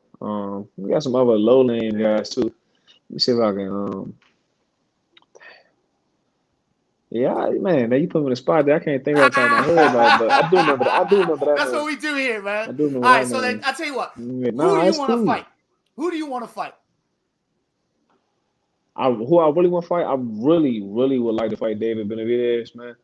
And not Ooh, because I think, oh yeah, I would beat the crap out of him, but like he's a hell of a fighter, bro. And that's a I would good love fight. to mix it up with him, bro. Yeah, I That's would a love to good mix it up with fight. him, bro. He's That's a good awesome, bro. fight, man. I love Yeah, how he boxes, man. yeah. That's a I wouldn't good mind matchup. fighting Caleb Plant if Right. I had an opportunity to go out to his camp because he's supposed to fight Anthony Durrell. And so I had an opportunity Mm-hmm. to go out to his camp, and instead he ended up fighting Truax. And Mm-hmm. instead of me for his camp, they called Damon Nicholson. You know what I'm saying? So I talked to Damon about the camp. He just like, man, yo, he's super competitive, man. He's competitive all the time, bro. He's Right. always trying to grab me. He's always trying to he's always trying to outdo me and one up me. And I'm like, shit. Even my brother said, he said, shit, you would have enjoyed that. You would have loved that shit. Yeah. Y'all would spend the Yeah. whole damn day in the gym trying to one up each other. Hell yeah, I'm Right. competitive as shit. You're not gonna just rock like that. Like, you saw what he's doing on on a little 20 on the all access. He was like, yeah, yo, last one in the bag, last one speed bag. I'm like, shit. Yep. Everything. I'm like, I'm the last one here. Let's go. Last one. Yep. First one running. What's up? You know what I'm saying? That's First right. one up. I would Yeah. have been all that. I would have been with all that, man. You know what I'm saying? Yeah. And I think the best thing is, I think everybody turns the corner. Or me and my brother both agree that every fighter pretty much turns the corner when they're able to be in camp with a world champion. And I just Yes. think that would have, like, think about it. Mike just went out and did camp with Javante Davis, Devontae. Yeah. right? Javante Davis goes out and beat Barrios, right? You know, and then my brother has the fight of his life, the fight of his entire career. That was amazing. And he even said, he said, man, I have to credit it. He said, I have to credit it to being able to be in that camp. He said, I felt like I turned on turned over a whole new leaf. Like, it is what it is. You know what I'm saying? So I've been looking forward to doing that type of stuff too. You know what I mean? I being just around that work haven't had a chance. Like, we actually got a call. Yeah. Like, I got somebody DM me on Instagram about going to camp Wuskaki, right? But I mean, you know, it ain't supposed to. I can't go there because I was supposed to be a backup for him, and they're gonna be there. You know what I'm saying? So, you know, it's just this is. How do you like? What are you thinking about this? I was looking forward to that though. What are you thinking about this? Speaking of Caleb Plant versus Canelo Alvarez fight, man. Man, so it would be really amazing to see Caleb Plant do his thing, right, and win, right? Because it will really shake everything up. It would shake the whole game up. You know what I'm saying? Excuse me. They would be undisputed and everything, like, you know. But I think, I think I was talking to Mike about it. He said, man, you know, he has the skills to do it, to outbox Canelo maybe, but he hasn't been in with tougher opposition than Canelo. But I mean, how can you be in tougher opposition after Canelo's been in with Floyd? You know what I mean? It's no way. There is no comparison to you know what I'm saying, so what he's been into. So his mind state is gonna be different. You know what I'm saying? Caleb, and I think Caleb going there hungry as I don't know what he's gonna go in there to do everything he needs to do to beat Canelo and everything. But it's definitely a mental fortitude that's gonna take for you to dethrone that man right now. You know what I'm saying? A mental fortitude that I don't know. We don't know if Caleb has. He's never been in hot water like that. Right. Do you think he goes even his fight against Uskati was a business? Yeah. Do you think he goes the distance with Canelo, or does Canelo end it in 7? Here you go with the 7 again. I gotta put the 7 out there because we made that bet. Oh, what's his word? Yeah, what's that number? Why is it 7? So 7, I have it. If I have it, Canelo wins in 7 rounds, and if he doesn't, I owe my man Mike $20. So there it is. What round did he beat Billy Joe Saunders in? Billy Joe Saunders. Was it 8 or 9? 6. It was 6. Yeah, I think 6. Yeah. All right. So this is my thing. Right. I think Caleb Plant is better than Billy Joe Saunders. Thank you. I think he moves better. He's faster. He's sharper. Better footwork. Right. The biggest thing was, man, he's gonna move better. He's gonna be more effective with his jab and his footwork. Exactly. And I think that's the only thing that was the difference in him and Billy Joe Saunders. Now, mind you, watching that fight, Billy Joe Saunders looked good. He didn't look bad. He didn't look bad. Right. It's just he didn't look like he was having any effect on Canelo Alvarez, like at all, like whatsoever. Like he was touching him. Canelo was touching him a lot. Yeah. You know what I'm saying? He was. But see, the biggest thing is you gotta stay mentally sound. Like, all right, look, I might not be hurting you, bro, but I'm touching you. I'm winning these rounds. You're not hitting me that much. You know what I'm saying? The moment you get a little bit greedy with somebody like Canelo, you're going to pay. And that's kind of what happened to me. Like, you figure out, Billy Joe Saunders figured out, I can hit him. I can touch him. I'm going to keep touching him. Now, if you're not disciplined enough, you're going to get greedy. That just is what it is. And the thing is, it's not easy to hit Canelo. It's not easy to hit Canelo. He actually has great footwork, great defense. So if you are able to hit him with some mild success, you're going to get a bit greedy. It's just you have to be disciplined enough to be like, all right, look, I'm still testing him. I'm winning these rounds. Like, I think Billy Joe Saunders maybe won the first 4. Yeah. Would y'all agree with that? Yeah. I would definitely agree. He's touching him. Yeah, he didn't start coming on until like the 6th round. Yeah. So. But then all of a sudden that 5th round Canelo came. never really turns up. No, until the 5th, 6th. Canelo never really turns up until after the 5th round. Right. Yeah. You know what I'm saying? Yeah. So now after you touch him successfully or mildly successfully, when the 5th round gets here, he's like, all right, I'm gonna turn it up. It's your turn to then turn your boxing up even more. Turn your mind up. Turn that brain even on. more. Like, all right, look, I'm gonna turn. Right, you turn up your athleticism, bro. I'm athletic too, but I'm not trying to out athlete. I'm trying to outthink you. I'm gonna outsmart you. Keep working, keep jabbing, keep turning, keep winning rounds. And then after a while, if you keep making somebody like if you look, the most perfect example is the Floyd against Canelo. After a while, Canelo got so flustered, like, bro, I'm missing and getting touched a whole lot. I can't do anything about this. With Billy Joe Saunders and Canelo, Billy Joe Saunders was touching him. Pop, pop, pop. Yeah. Touching like, I don't know what. Like, man, look, I can touch this man. I can touch this man. Yeah. Then, right. And then when the fifth round came, it's like, I'm gonna turn up a little bit. And you just seen the difference. You saw the difference immediately. Mm-hmm. Like, damn, Canelo was hitting the shit out of him. Like, I bet Joe Saunders was touching him, but you see what Canelo just landed? Like, damn, I was punching them power. Body shots changed your life. Punching power is totally different. Listen. That fifth round, the first time Canelo landed, he was like, God damn. And it was like, the fifth round was kind of like up in the air a bit. It wasn't, Canelo won that round. Sixth round, Canelo. Seventh round, Canelo. Eighth round, man. That's what it was going to be. That's what it was going to be. Excuse me. It was going to end up being, that's all Canelo. You know what I'm saying? Because the bottom line is, it's in that instance, it's not your turn to step your heart up. It's your time to step your smarts up. Like, man, let's go. Like, all right, look, you can fight, bro. I can fight too. Look, I can box. I'm outmaneuver you. I'll cut down. I'm gonna keep turning you, make you feel stupid. I'm gonna make you look and feel as stupid as possible. And I think that's the difference in Caleb Plant and Canelo's fight too. That's the biggest thing. I think Caleb Plant is gonna move. He's gonna move so much. He's gonna make Canelo look stupid, or at least try to. That's what I'm hoping. That's what I'm hoping the game plan is. Look, bro, I don't care how hard he hits. He has to hit me with it first. That's right. It's the art of hit. It's the art of hit without being hit. I mean, that's what sweet science is, baby. Exactly. Pugilism. Exactly. You know.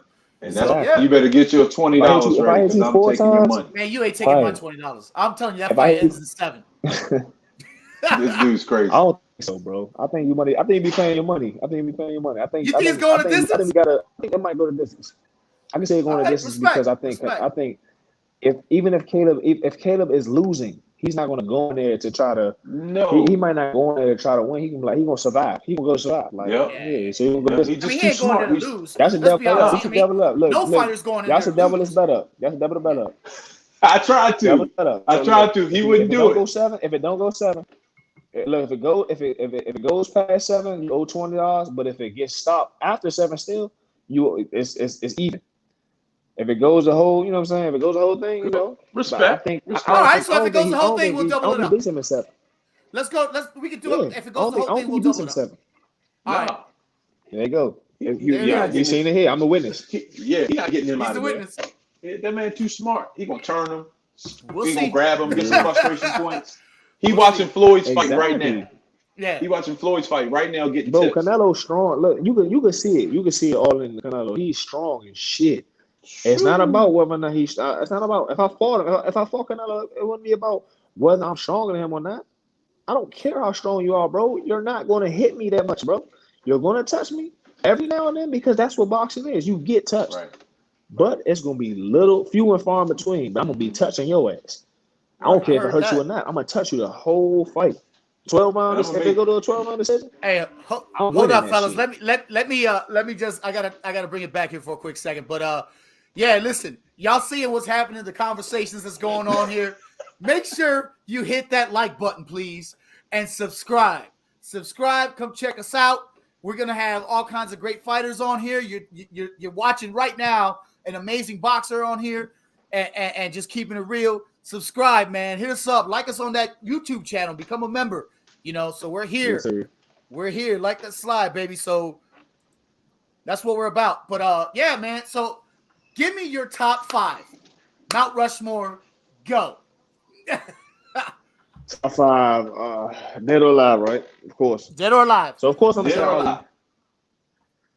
I'm gonna say Ali. I'm gonna say Ray Robinson too. I like Ray Robinson, man. Yeah. Some, shout out to them. Greatest. I think greatest of this time right now, Floyd. All day. For boxing or business? I gotta ask. Or both? Boxing. Boy, is you crazy? Both. I mean, what's wrong with business. No, I mean, I'm just saying. Some people break it down. Like he's great. Some people break it down. He's a phenomenal businessman as Slim well. is a hell of a fighter too. He's a hell of a fighter too. Phenomenal both. He's a phenomenal both. He's a phenomenal both. Clearly, he's a clearly phenomenal both. So that's 3. Yeah. Let's see. I love Ray Leonard. I'm gonna put Ray Leonard and Marvin Hagler in my last fight. There you go, man. That's I'm telling you, I'm a Ray Leonard and Marvin Hagler guy. I love Marvin. I like those are 2 in my. I love them. I love both of them. Man. Yeah. I mean, that's what it is. Like I had everybody you had. The only difference I had was instead of the first Ray you said, who was it again? Ray Robinson. Instead of Ray Robinson, I had Mike Tyson. But that's just because I like I grew up in the 80s and the power punching and all that stuff. I respect that's the only reason. Other than that, Muhammad Ali, I have Sugar Ray Leonard, I have Marvin Hagler, I had, I love Tommy Hearns, So I mean, you're looking at dudes, man, that paved the way. So I respect, man. But all right, I definitely love both Ray and Hagler, man. You know what I'm saying? Especially like I'll tell you this, for Hagler, I love Hagler and I love his story. Because that man started off fighting for $500 and became a world champion. He like really went the hard road. He worked his ass off to be all he is, and then changes and then made it so look, you have to call me Marvelous Marvin Hagler all the time because that's my actual all the name, time. man. And I gotta like that. I gotta respect that. I might change my middle name to Sly Azza. Sly Azza. Hey, there we go. I like it. Sly the Flies. I might have to do it. Sly Azza. It has to happen. Or hyphenate my first name. It has to happen now. You heard it here first, I might hyphenate my first name, Alonte Sly Azza, and then last name Fox. Let's go. Last quick question. Marvel or DC? Oh shit, Marvel. No, wait a minute. Don't do it to me. Don't do it to me, Slim. Don't do it to me. No, he's not. This is debate. Young. Don't be doing that. Hold up, I gotta take it back. This is the debate. Look. All right. Marvel Cinematic Universe is way better than DC Cinematic Universe. Way better. Google's better. DC's animated movies way better than all those animated movies. Hands down. Google's better. When you read the comics, DC is just a bit darker. So I think I gotta go there. It's a little bit more gory. It's a little bit more gory. Not really, but a little. It's like the characters it's a little bit more serious shit. Yeah, it's like, you know what I'm saying? It's I might like DC better, bro. I can't. I don't know. It's a real toss up, man. Because I love Marvel Cinematic Universe. I love Marvel's comics too. Yeah, Marvel. You know what? I'm going back. No, Marvel. It's Marvel. I love Wolverine. There is nobody in DC that's better than Wolverine. There's nobody better than Wolverine, man. Nobody better. But I'm gonna be honest with you. I gotta go with that. The DC comic books, man, it's dark. All right, and they got some great characters, bro. Right now, they're coming up with the Ronin. Is it the Ronin? Michelangelo as the last remaining Ninja Turtle. Yeah, and his brothers are all dead. And he's all what? Like he looks like an actual ninja. Oh, he's a demon. And he's carrying all. No, he's got all their axes, and now he's no longer happy-go-lucky Michelangelo. He's dark. The badass Michelangelo because all his brothers were killed. Bro, I just got Comicsology. I will be checking that out. I'm kind of excited about it. That's dope as shit. Yeah, I'm excited about it right now. Look into it, man. It's a big thing coming out. Yeah, it's a big thing. It's called Ronin. It's called Roman the Last Samurai or some shit like that. Ronin the Last Turtle or something. I think. Yeah, it's dope, man. That's awesome. But anyway, I'll find it. Yo, I appreciate you coming on the show, brother, talking to us. Much love to you, my man. We got to get you back on here again. And yo, let everybody give a shout out and let everybody know where they can find you at, man. And yeah. Man, first and foremost, I just want to thank y'all for having me out, man. Just having me do an interview, man. I want to keep I'm gonna keep talking about my bro and everything about this last loss and everything. So I just appreciate y'all giving me the opportunity to do that, man. If you want to look for me, I'm Sly as a Fox on Instagram and Twitter. That's SLYAZAFOX, man. like I said, fight date coming soon. Big news coming soon, man. Hopefully we'll be doing something way before the end of the year. I'm thinking either next month or maybe. I mean, hopefully, I really want to be fighting between next month and November. I don't even want to fight in December. And we I got won't to fight get in him back December on at the all. show I because want he's to got to fight tell before us. then. He's got to tell us. Big man. You got to He's break gotta the tell news us. here. You know, You got to break the news. I would. Hey, look, I'm going to hit your phone immediately after My I'm done. man. As soon as I get the news, as soon as I get the fight news, I'm gonna hit your phone. I'm gonna hit you on Facebook Messenger. I got you. My man. My man. Hey, Much Sly as a respect. Fox, I appreciate you, brother. Much respect to you. Wish you, your brother, much success and your pops. Yo, all jokes aside, we gotta have you guys both bring twin belts, twin towers, twin belts For back to the sure. DMV, baby. For Soon, sure. Much coming love. soon, For sure. All right, coming my soon. man. Much love. I appreciate Take y'all, care. God man. bless, brother. Definitely. Be Yeah, man. safe. Yeah, man. Much All right, bro. respect. God bless y'all. All right, peace. Yep.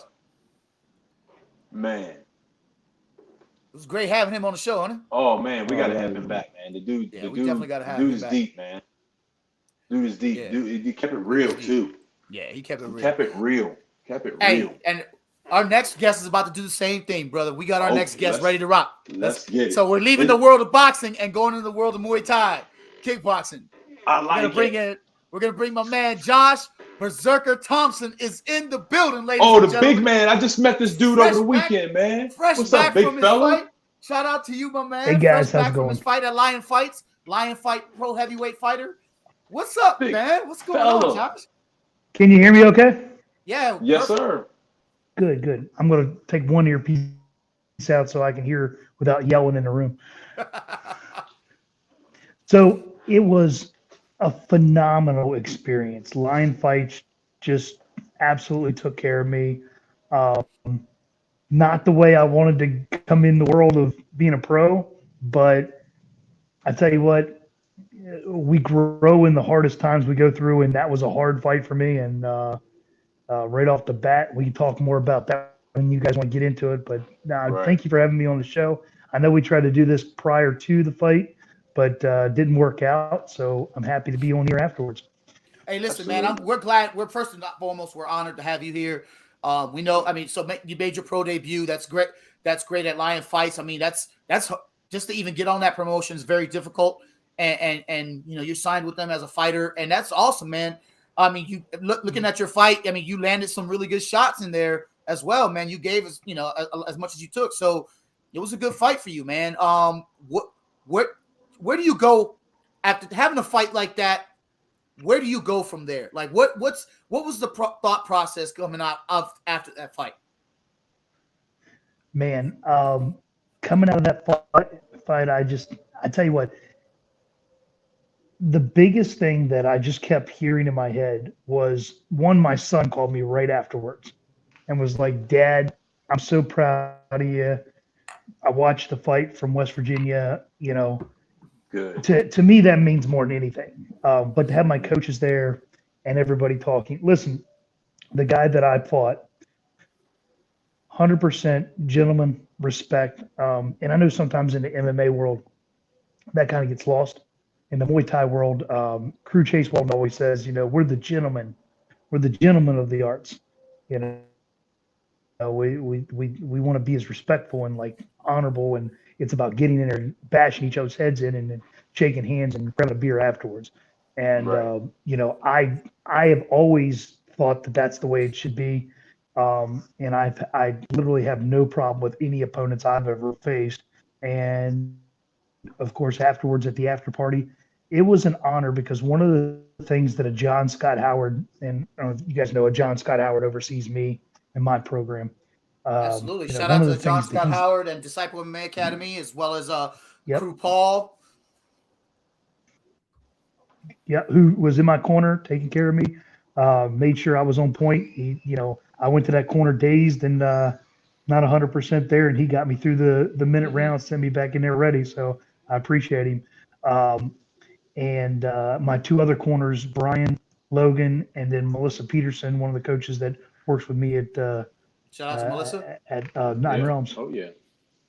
I appreciate it. But what I was saying is that John makes a very distinct point, is that, win or lose, we want our opponent to know that they were in a fight, that they Absolutely. had to go through something to achieve the win. Mm-hmm. And and it was all respect.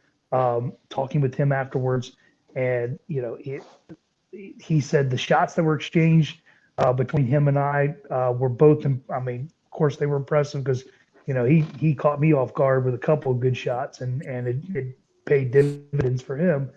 But he also let me know that he was feeling it, and he knew that I was there. And at one point, he said he'd never been hit that hard. At least that's what he told one of the other guys. And to me, win or lose, being in a fight where you tag somebody, and especially for us both making our pro debut and just going in there. And I've never, and I told Nathan Corbin and the other guys interviewing me at the pre-fight interview. Told him I've never been in a fight. I've never had a fight where I didn't knock the guy out or he didn't knock me out, whether it was a TKO or a KO. But I've never gone a distance on any fight that I've ever had. So, and today that's still the same. And honestly, there's somewhat of appreciation for that because I know that him and I were giving 100%, and I didn't leave anything in that ring. I didn't leave anything. Can I sharpen my tools? Absolutely, but um, he got everything I could give him. Hey, look, man, and I gotta commend you for that. It takes a lot of balls to step in a boxing ring. It takes a lot of balls to step in an MMA ring, but it's different when you step in a Muay Thai ring. Actually, I can't say it's different, but it's you got to be concerned about knees and elbows and kicks coming from all angles and heavy kicks and elbows coming at you, man. And it looks pretty dope. I'm not gonna say it's awesome because that shit looks like that shit hurts. That shit hurts. And I've refed Mike and we've refed our fair share of Muay Thai fights and stuff, and we see some of these things up close, and you can hear the bone crunching coming across when a guy lands an elbow, it comes right down on you, and you're just like, oh, and you're like, and as a referee, you're kind of like, whoa, shit, like. You're not supposed to make that facial reaction, like. Yeah, you're not supposed to make that facial reaction, but in our brain, we're screaming like, damn. So it's just one of those things, man. But are you there? Hello? You still there? Yeah, there you are. I we think lost Mike. We lost Mike. Well, anyway, but yeah, man, the show must go on. So what's next for you, man? Go ahead. Well, the contract that I signed was a multi-fight contract. Now, whether that means they're going to ask me back or, whether I did enough in the ring to be asked back, I'm not sure. I don't know that. I know that they're talking about. I think what I heard talk about was December, another lion fight card on the East Coast, possibly. So, if that's the case, if that's where they're looking, there he is. Yeah, he's back. Sorry about that. Go ahead. If they're looking at this, if they're looking at December, my goal is to come back right now and not. Fighters have a tendency, once they finish a hard fight camp and a hard session, to get that slippery slope where, it's whatever. And I really want to come back and really start tweaking things and get right back to the grind because I don't feel like I got to express my full potential.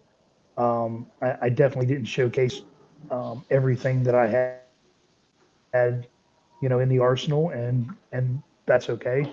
Hopefully, I'll get to do that with the next guy. And if Line Fights doesn't pick me up, then we'll discuss that, and then we'll look at other venues. I mean, I can't go wrong with, somebody showing me the way like a John Scott Howard and Crew Paul and these guys that are overseeing and taking care of me. That's a good team to have behind you, man. For sure. That's a good team to have behind you, especially good group of cats. Yeah, it's been. Yes, go ahead. No, I'm sorry. Go ahead. You said it's been. I was just saying the journey of having my own gym and going pro and all these things were not something that I just woke up one day and was like, hey, I want to do this. This was something where I went to, my instructors, my oversight, and said, is this okay that I do? Is this okay that I step? I mean, I'm 39 years old. Right. And taking my pro debut. I'm old for a fighter, but um, you know, I felt like I still got some years in me. I still got a few more years to bang it out, and I Much want to continue respect. that Much way. respect. There you go. I mean, you're only And as old as you feel, brother. I mean, there's fighters fighting in their in their 40s, and I got to tell you, I mean, John Scott Howard, he was my manager for my fight career, and I fought late too, so I get it, man. Shout out to him, but it's just one of those things like you're only as old as you feel, and if you feel like your body can handle it and can handle the pressures of training and everything else, then by all means, you just keep going as long as you can. So tell us a little bit about. Okay, so you're not only are you a pro fighter, but you also run your own gym. Like that's got to be. How do you yes, balance that out? So how do you balance that out? Because that's got to be kind of hard.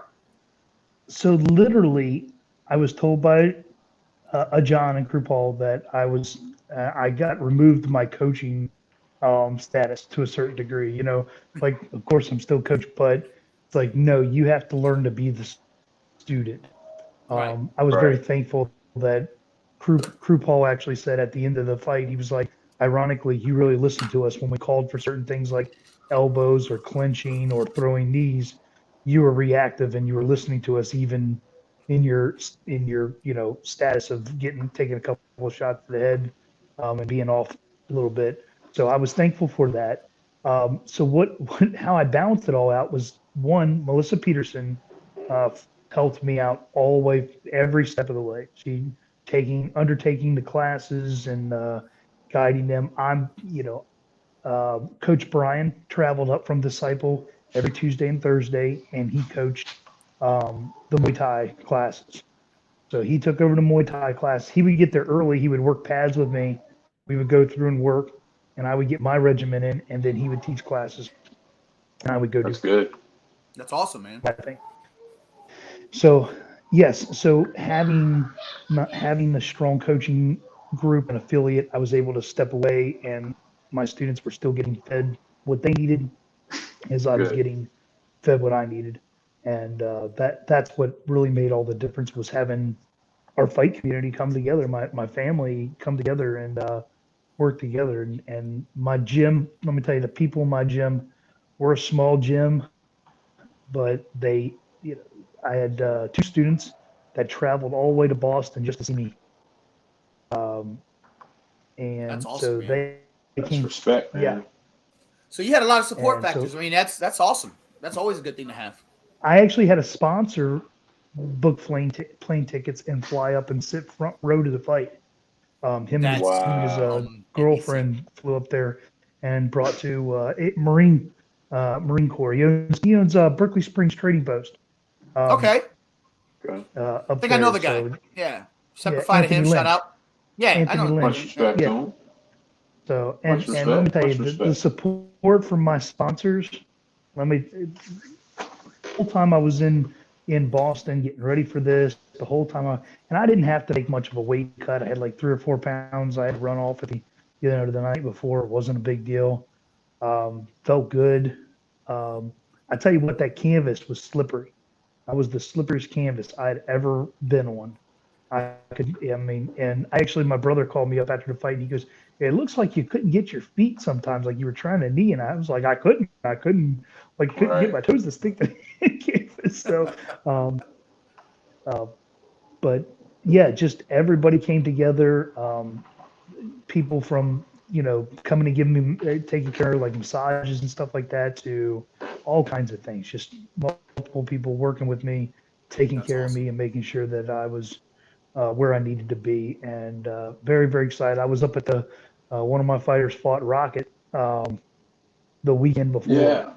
Yeah, Yes, sir. Yep. I think I Warren repped that fight. Stewart, Yeah, yeah, yes, yeah, Warren Stewart, and it's hard to see your students not be successful. Um, it's harder to not be successful when you're trying to be the example. But one of the things that I've learned as a father is that it's not always about getting everything right and being the example. It's about even in your failures, showing your son and your daughter how to overcome things. And for me as a coach, show my students, this is This is part of the game. There's a winner and a loser. Right. And I Absolutely. can be hard on trust me, I can be hard on myself. And I still am.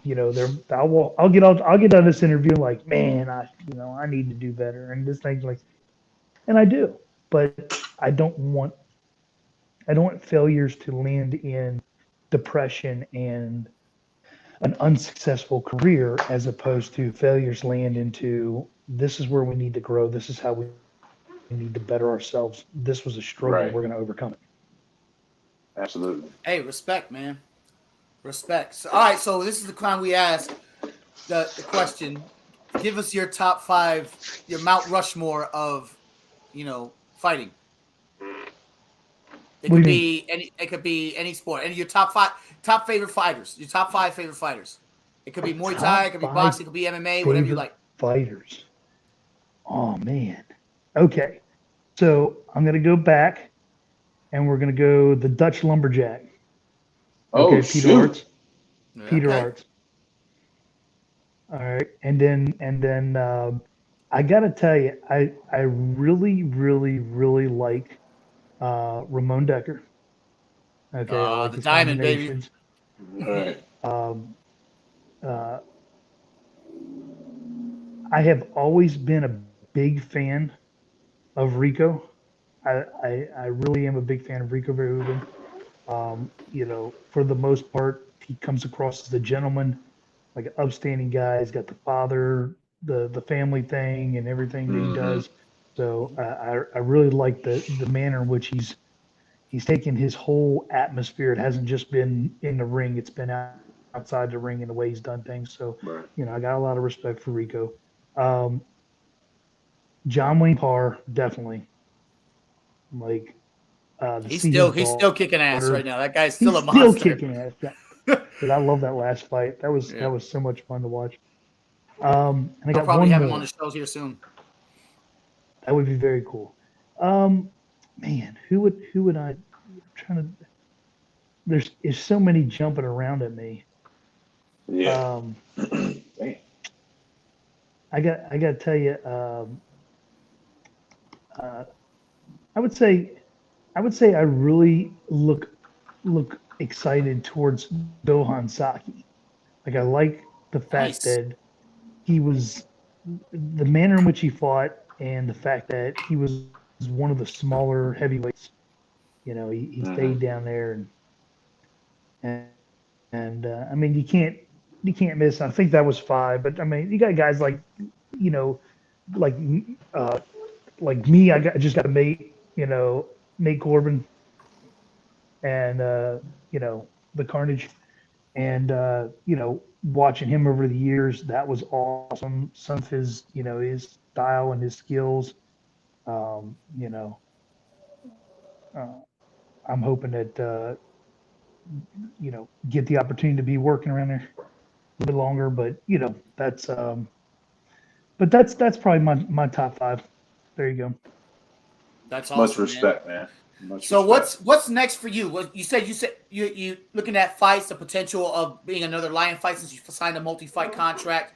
I mean, judging by the way you fought, I think that they're probably going to bring you back. I'm going to go ahead and say For that. sure. So my thing is, what do you I hope so. look forward to going into the next one, man? I mean, what do you think you can do different in the next fight that you didn't in this one? I think there was a little bit of shell shock for me. I think there was a lot there, and there was a little bit of a layoff between fights, and I think that That's a big stage, man. That's a big stage. That's I a mean, big it's stage. tell you right now, one of the biggest stage whole, right now in America for Muay Thai fighting. Yeah. the whole atmosphere. It was there was a lot there, and then it was. I don't want to say it was overwhelming as much as there was so much anticipation. Like I was so anxious to be there, and then so I hope that I get the opportunity to do that again.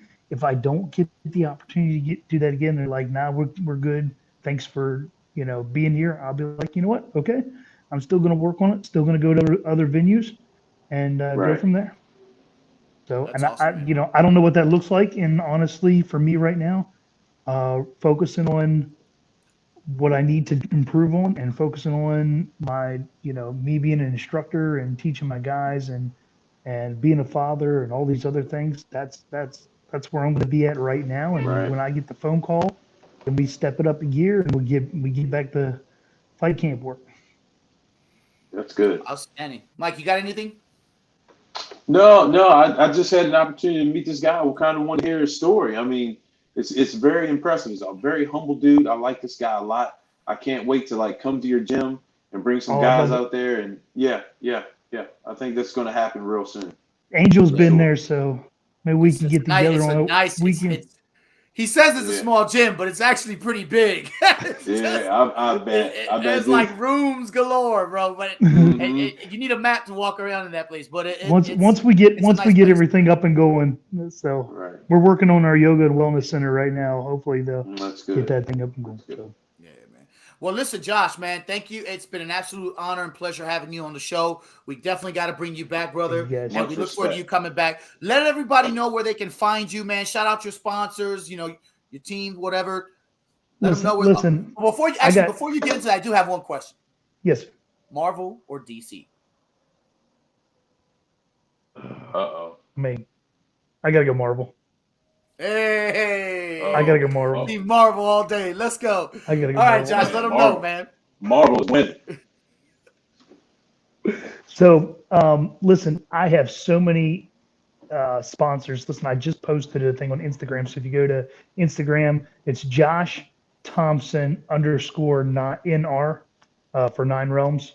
And that'll take you right to it. All my sponsors are on there. I have so many, I could not name them all in a timely fashion. I'm very thankful for that. So just get a chance to go there. I really appreciate that. Check them out. Make sure you guys look us up. Josh Thompson on Facebook and 9 Realms Fitness. That's online. Actually, 9realmsmma.com is our website. 9 Realms Fitness is our Facebook site. If you go there, you can get to any one of us anywhere. And listen, my phone number is the number. So no matter where you go, it's my personal number. I don't know. People call me up. I'm just trying to call this business. And I'm just like, whatever. I don't care. Everybody's had it for 20. Everybody's had it for 20 some years. It hasn't changed. I've lived in the area. It doesn't, That's old school. Hey, where's your gym located? It's 204 North Queen Street. So literally where City Hall is in Martinsburg, I'm on the same block on Main Street, Martinsburg. That's Martinsburg, West Virginia, for everybody that's wondering. Martinsburg, West Virginia. My bad. Sorry. Yep, I forget. I mean, these two guys are from Winchester, so I'm like talking to you guys like this. But yes, so right up the road. So thank you very much, guys. I really appreciate it. Hey, thanks for coming on, Josh. Thank you for coming on, man. Thanks for coming on, Thank brother. you, guys. Peace. Much respect. Have a good night. Josh. Much respect. Thank you, everybody. Hey, Mike, our Yes, next sir. guest is here, brother. And without further ado, this will be our last guest of the evening. The man, the myth, the legend, Dustin the Disciple Peg is That in guy. the building, ladies and gentlemen. Yo, what's up, Dustin? What up, What's boys? up, brother? Hey, What's man, up, dog? not much, man. Just as you saw, we just had Josh Thompson, another Disciple cat on here. So just started Lion Fights.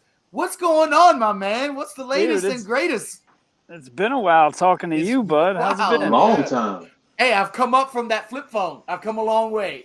Dude, I'm proud of you. I know. I see you on Snapchat singing in your car. Not the flip phone. Bro. He used to rock that. Get into that shit. Can you guys hear me all right? Yeah. You might want to flip your phone the other way, though.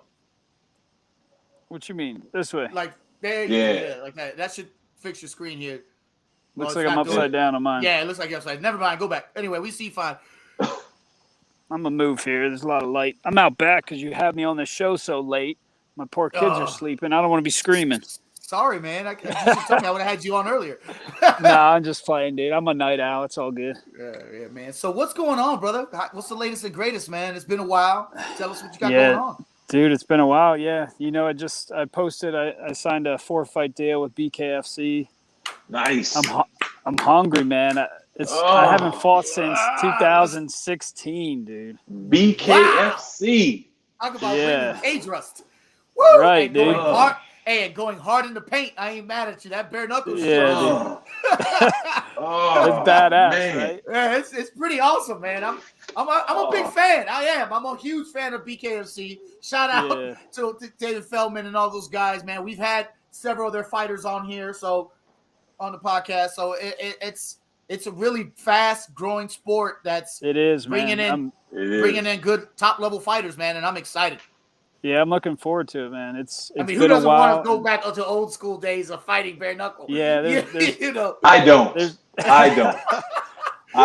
Everyone I talk to, they're like, "Man, why are you doing this?" I'm like, Me personally, I just want to ref. That's all I want to do. I just want to ref. I don't want to that's get right. there.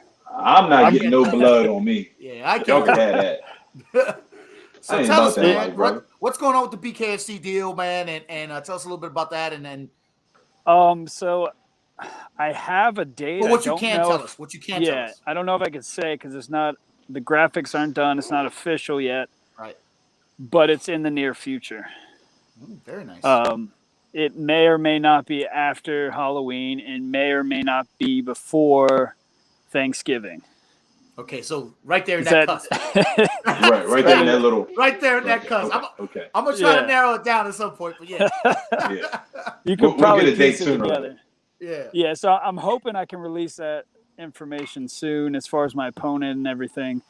But I didn't get the okay yet, so I'll keep it hush for now. But it's definitely coming up, and I'm definitely in my train up. So we see you putting into work, man. So what do you got? What weight class is this fight at? It's going to be 165. So that is what's that in? I don't know the weights per se. Yeah, I'm not sure. I think that's like lightweight. I think that's lightweight, isn't it? Lightweight. I don't know. You know how boxing is different than MMA, so MMA, I haven't mastered that yet as far as the weight classes. So I'd have to look at it. I don't want to say the wrong thing. So light, middle, welter, who knows? But you were fighting at what? Yeah. There was a time you were fighting in the UFC at 135, 145 pounds, if I'm not mistaken. 135 in UFC. 135, bro. So that's a big jump. Big jump. But you're a big guy naturally. You know, so I'm just. Yeah, I used to cut a lot of weight to make 135. I would walk around at low 60s, mid 60s. But I'm walking around a lot heavier than that nowadays. I got up to 215, bro. I don't want to even tell you what I weigh Stop right playing. now. For me, for my body type, that's big. 215 pounds. 215, brother. 215. And you fought at 135. Oh my God! Listen, I'm not even gonna front because it wasn't beautiful weight though. You're bigger than me though. You're a bigger, taller guy than me. Yeah. I weighed 235 pounds, bro. Pure muscle, baby. Just all fat. Pure muscle. Just all fat at 235 pounds, looking like an Oompa Loompa walking around here. And at least you got that sexy beard. Hey, it helped. But it covered the fatness of my cheeks. But the truth of the matter is, I am actually pleased to say I'm down to 208 pounds. And I'm working my way back down. My walk-around goal is to be 185. So that's where I'm trying to be at. I'll never fight again, but I'll still be if I can be healthy at 185, I'm good to go. Because that's a good goal. When I went to the doctor, man, the cholesterol levels and the numbers were just all bad. So it was time for a change. Yeah, I'm walking around mid 80s now, and that's probably where I'll stay before I, cut the weight. I want to be at walk around 180, and then just do a water cut and get that rest water off. Cut down to 165. Yeah, I mean that's pretty much Yeah, that's not hard for you to do. Yeah. No, I feel like I have a lot more. I mean, cutting from, I was already lean at low 60s fighting at 135, so cutting that weight, man, was rough on me. Right. I mean, I was down to skin and bones. There wasn't much. So I used to weigh in sunglasses in the UFC. Yeah, that wasn't because that was your trademark. That wasn't because I'm a tool. That's because my eyes were so sunken in. I didn't want anyone to see them. God, that's tough, that is man. Brutal. That is. I mean, those weight cuts were brutal, man. To get down, especially what's your frame? What are you? 5'10", 6 foot? What, 5'9", 5'9". 5'9". Yeah, so why BKFC? Why BKFC? You know what? it's kind of like the first time I saw UFC. Like, I didn't know about UFC until I walked into a Blockbuster one day when I was 17 years old, and I saw a UFC DVD, and I'm like, oh my God, I'm going to do this one day. 6 months later, I had my first amateur fight after watching that. It was the same experience when I saw the first BKFC match. I'm like, oh my God, this exists. Finally, I want to do it. Yeah. So I remember Johnny Bedford. He was on season 14 of The Ultimate Fighter with me. Yes, he was sir. my teammate. I saw he was in it, so I hit him up immediately. I'm like, dude, what is this you're doing? So he gave me some insight. I found out that Nate Shook, who I've known, I don't know, since I was 18, I've fought on some of his shows back in the day. He was doing matchmaking for him. I'm like, oh my God, I'm going to hit up Nate. Shout out to Nate Shook. Yeah. So I'm very thankful I finally got in. It's been a few years. I don't know when their first fight was. I feel like it was what? Does anyone know? 2000. First bare knuckle? 18, fight? 19? Yeah, first one. Yeah, that was 2018. 2 years.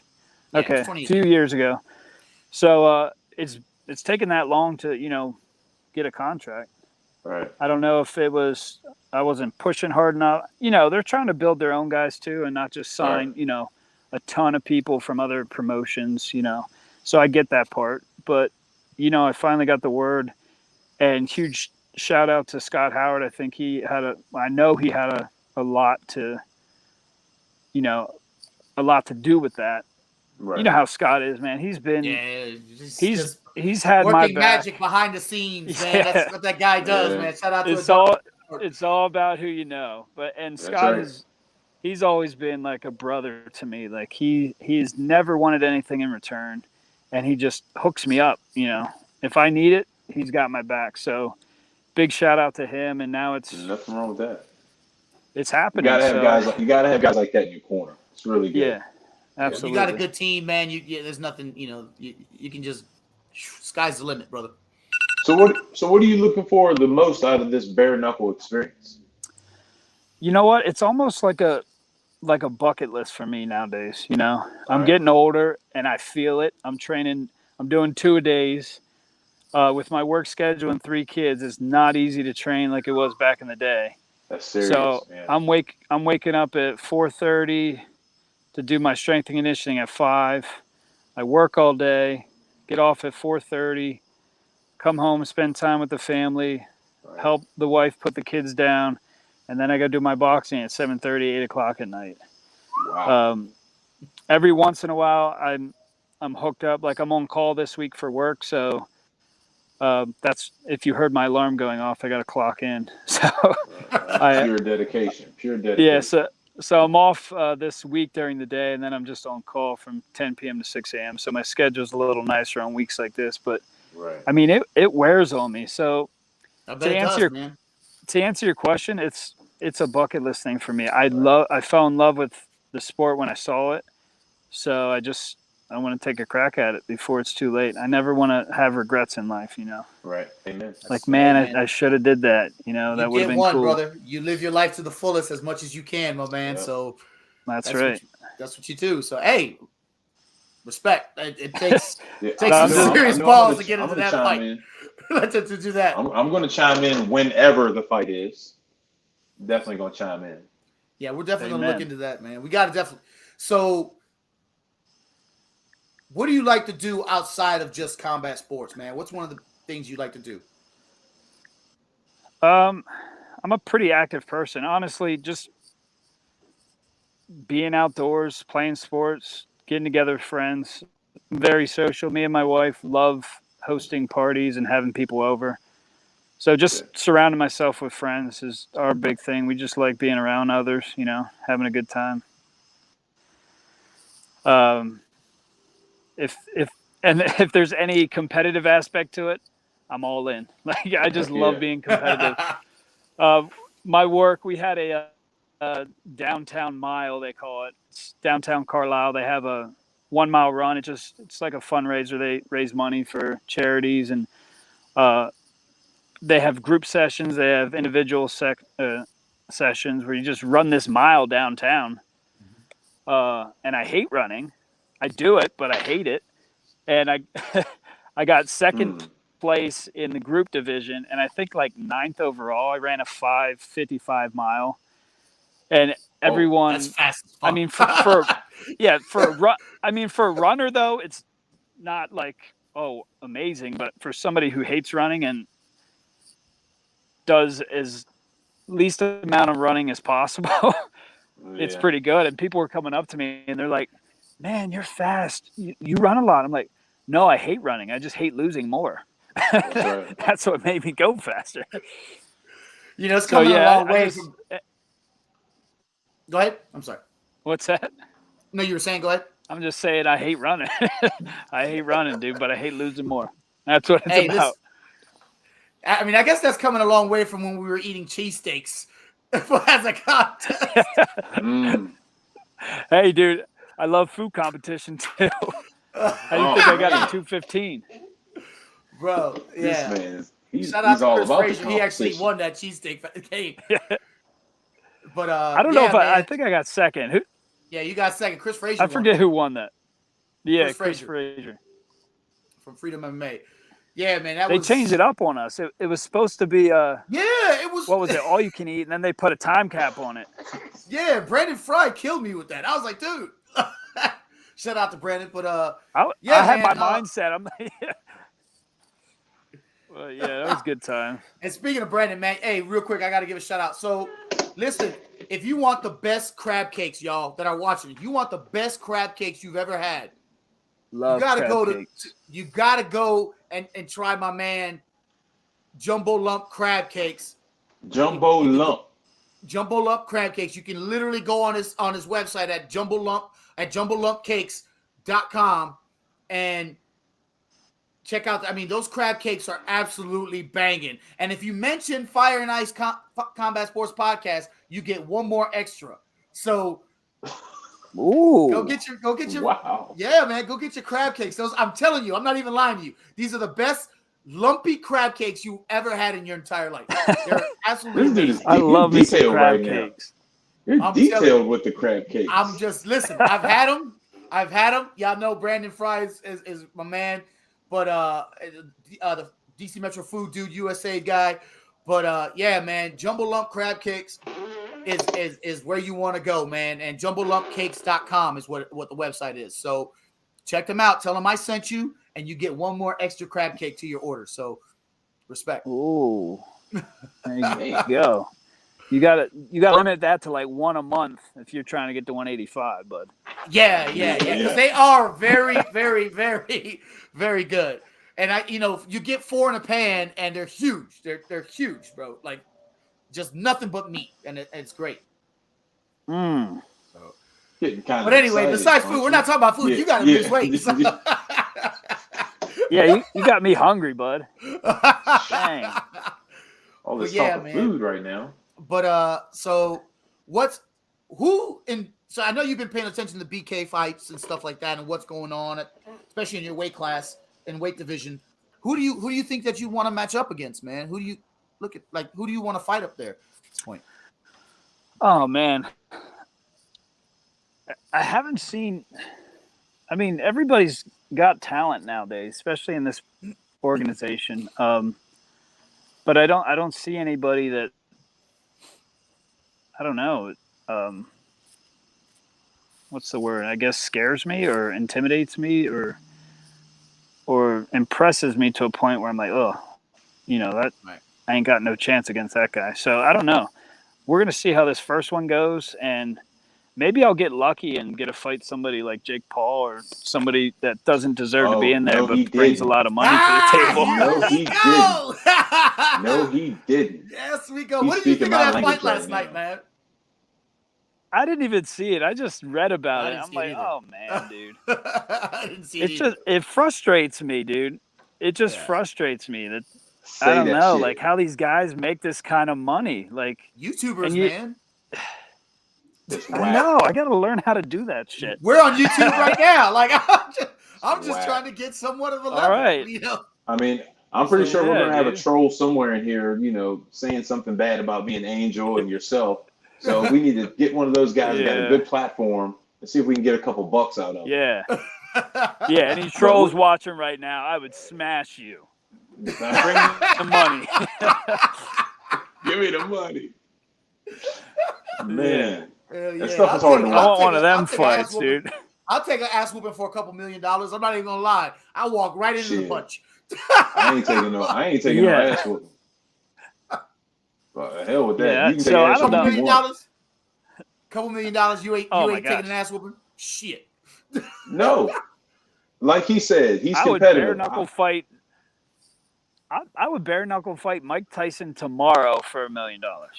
I'll pay my house off, give my wife a pool, and probably have dementia, but who cares? Not probably have dementia. Not probably have dementia. Yeah, definitely some brain damage. I'm fighting that. He's still a nasty man. Oh, he's a freak. Yeah. I mean, when Roy Jones fought him, he held on for dear life. So yeah, I mean that dude is Mike Tyson is just something special, man. To see him. Man, but again, when you reach a certain level at a high level, like you reached it, fighting in the UFC, man, and you're like that, you're just a different type of dude. I mean, look at just different type of guys. You like your mentality is different. Like you can fight longer, you can do stuff. I mean, it's just one of those things. So yeah, man, that's impressive that you're getting ready to do this BKFC thing. I'm excited about it. So let me ask you this: man. I'm hoping this whole body holds up. Now let me ask you this: at what point do you flip the switch and get ready for this fight, and you turn into this alter ego? When the you're disciple, going into baby, this fight? the disciple. When do you flip that switch? You know what? It's every single fight I've ever had. It's always been the same. Like I'm a nervous wreck until that bell rings. Right. It's almost like instantaneous at every single fight that I've ever had. As soon as that bell, even when I step in the cage or when I step in the ring, I'm like, whew, come on, baby, let's go. I'm just a nervous wreck. And then ding, and it's like, whew, let's go. Yeah. No nerves, no nothing, just focus. You're at home. And it's always been like that. Yeah, so it's all the way up until that bell rings, is at least for me. Definitely a blessing if you had that that's a different type of swagger right there. I guess with this, it's gonna have to. It ain't gonna be no bell rung. I think they just literally say knuckle up and you start throwing. So knuckle up, toe the line, toe the line, or knuckle up, one of the two, and you just start throwing. The only thing I can tell you is don't back straight up. Yeah, we saw what happened to Danelli Benedict, whatever his name is. Danelli Benedict. Oh man, oh my God. Don't back straight up. Let him to sleep. Yeah. Oh my God. He got starched quick. Starched. I mean, I think Yuli still holds the record, to be perfectly honest with you. Shout out to my man Yuli, the Monster Diaz down in Miami. Yeah. But yeah, man, that's But that's intense. But yeah, I don't. I mean, that kind of works out because you train Muay Thai too, so that's kind of right up your alley with the clinching and the dirty boxing and all that stuff. So that should kind of pay. Yeah, I do like that aspect that they throw in there with that one arm clinch is pretty cool. But other than that, it's all traditional boxing. And actually, my last fight in 2016 was my pro boxing debut. I fought a tough dude out of Philly that I won. So that kind of, because everyone was asking, like, how do you transition? Like, if you get rocked, or are you going to be tempted to like take them down? But it's different when you train up for something. You're in the zone and you're doing that every day, and it's easy. It's not like I just woke up and went from MMA to a boxing match. You have your train up and your mindset's there, and your body's trained to do that. So my only fear was, if you get rocked, it's not really you, it's your mind takes over. So like if I just get a good punch and I'm just out on my feet and, I'm throwing head kicks or, flying arm bars or something. Well, listen, man, we're getting down to the end of the show here, but I just kind of wanted to say real quick. So give us your top 5 Mount Rushmore fighters. Top 5 favorite fighters of all time, dead or alive. Doesn't matter what sport. GSP's always been one of my favorites. Good call. It's probably going to be the generics. You probably hear these all the time, but No, yeah, you I just think they've all back been to different. So go ahead. when I first watched it. GSP, Matt Hughes, Chuck Liddell, The OGs. The OGs, Randy man. Couture. Yeah, Randy Couture. Yeah. And let me throw in a weird one.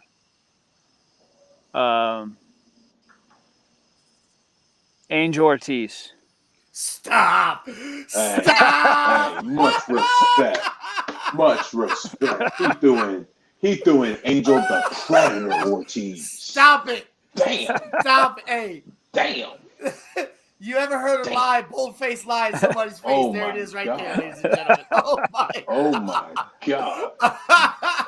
Dang. Look, I said it with Hey, a straight shout out face, to dude. you, man. Hey, I'm a hey, He good said it liar. with a straight face. and I could have. That was hilarious. But seriously, man, who's your number 5? Because the damn sure ain't me. So who's your number 5? Did I say BJ Penn already? No. You did not. Nope. I didn't? Nope. All right, there we go. There's 5. There's Old mine. school BJ guys. Penn. Old school guys. Old I school. like That's it. who I remember watching. I like it. Yeah. Yeah, respect Yes. the OGs, man. They paved the way. Marvel or DC? Yeah, man. I really like DC. You know what? Let me tell you something. I know we got to go, but I'm not big on analyzing fighters and like, hey, this guy's better here, here, and here. He's probably going to win. I like to pick guys just on whether or not I like them. And I like DC as a person. Like, he makes me laugh. So I'm going to go with him. You know why I never bet on fights? When Matt Serra beat GSP. Right. Nobody ever saw that coming. No, yeah. At least I did. Good call. Statistically, he should have never beat him. But he did, Right. because a fight's a fight. Everybody's got Fight's a chance. fight. And everybody's got a chance, man. It only takes one. So I don't analyze fights anymore. I just pick people I like better. Who do you like overall? As people. All right, so who do you like? Do you like Marvel Comics or DC Comics? Go. I thought you were talking about the fighter DC. I feel No. stupid right now. You're fine. You went with it. Babe, you hear We this? loved it. You guys didn't even mention one thing. No, we let What's you that? go You with didn't it. call me out on that. Why would we do No, that? I wasn't going to call you I out. like real life, Why- Angel. See, he's a comic It's the book guy. earpiece, dude. I can't hear. All right. Hey, this I'm losing you. That's why. I don't like comics, dude. All right. Well, then never mind. I like real people. There look. you I go. think there Chris you go. Lieben is in your weight class. I think they're going to match you up with Chris Lieben. Stop it. Chris He's in Liebman's a 165? 85er. No, he's 185. I'm messing around. I'm 185. messing around. I would jump up to 185 and fight him. And The money's I right, would I'll put fight all him. my I put all my chips on you right there. Oh, you're lying now. You're lying. No, I'm not lying. I'm not lying. What? I'm not lying. What? I'm putting all Well, my I chips appreciate it. He's not at 185. in. Yeah, man. He's so, definitely 185. He looks big as hell right now. so let everybody know, man. We appreciate Dustin. First of all, thank you for coming on late. I know it's late as shit, and we appreciate you coming on, man. Taking That's the right, time, man. and we look forward to you coming on to the next. We got to get you back on the show. What? Yeah, Tell once everybody- we get the official date and opponent. Let us For know. sure. But yeah, I We'll get appreciate you you on guys there. having me, dude. Yeah, man, absolutely, brother. Sounds You know, good, we got to brother. throw shine on all the fighters that I know. So tell everybody where they can find you at, man. Where tell the fans that are still listening and watching where they can find you at. Well, I'm no longer allowed on my Twitter account. I don't know how that happened, but Instagram at Dustin Peg, Facebook. That's all I'm using now. All right. So yeah, hit me up, All right. follow me. Yeah, absolutely, man. It was Well, good. Dustin It Pate, was man. great it's a talking pleasure, to you brother. guys. Thank you guys. Hey, man. Thank you a lot, man. Appreciate Hey, you. man, thanks for coming on, brother. It was great having you. Absolutely. Take care, guys. Have a great night. You too, brother. Yes, sir. You too. Later. Well, Mike, man, that's the end of our show, brother. My That was a man, good one. job, man. That was a good job. one. Good job. That was a good one. Hey, Hey, all thanks for love to everybody all the that tuned guys. in. Thanks to everybody tuned in, man. TJ, ABAB, the amazing wrestler, Haley and Xander. Shout out to everybody, man, that came on and showed some love to the show. Looks like they had some really good conversations on here in the comics section. Yeah, and next week we will definitely chime into some of these haters on here on these comments. Oh, yeah, I wasn't able to chime in fast enough. We'll get them next time. Next week, I think we're gonna do. We got to. Yeah, tune in next week because we got some really good fighters. But we're also going to give a couple of you fans a chance to come on and talk and talk combat sports with Mike and I. Mike's going to be more of my regular second host right here with us. You know, my co-host with me on a regular. So I'm glad he was able to do it tonight. Got his feet wet. It's exciting. And then every once in a while, Stephen D will come on and show us some love, and we'll probably have a 3-man panel and have a great time doing it. So thank you guys for tuning in. Please do not forget to hit them like buttons and subscribe. Share this post, share this video. It'll be available on YouTube. You'll be able to share it. You can go to the YouTube memberships. You'll be able to share that as well. So yeah, guys, keep going at it. And we look forward to seeing you guys in the next one. Peace. Thank you guys.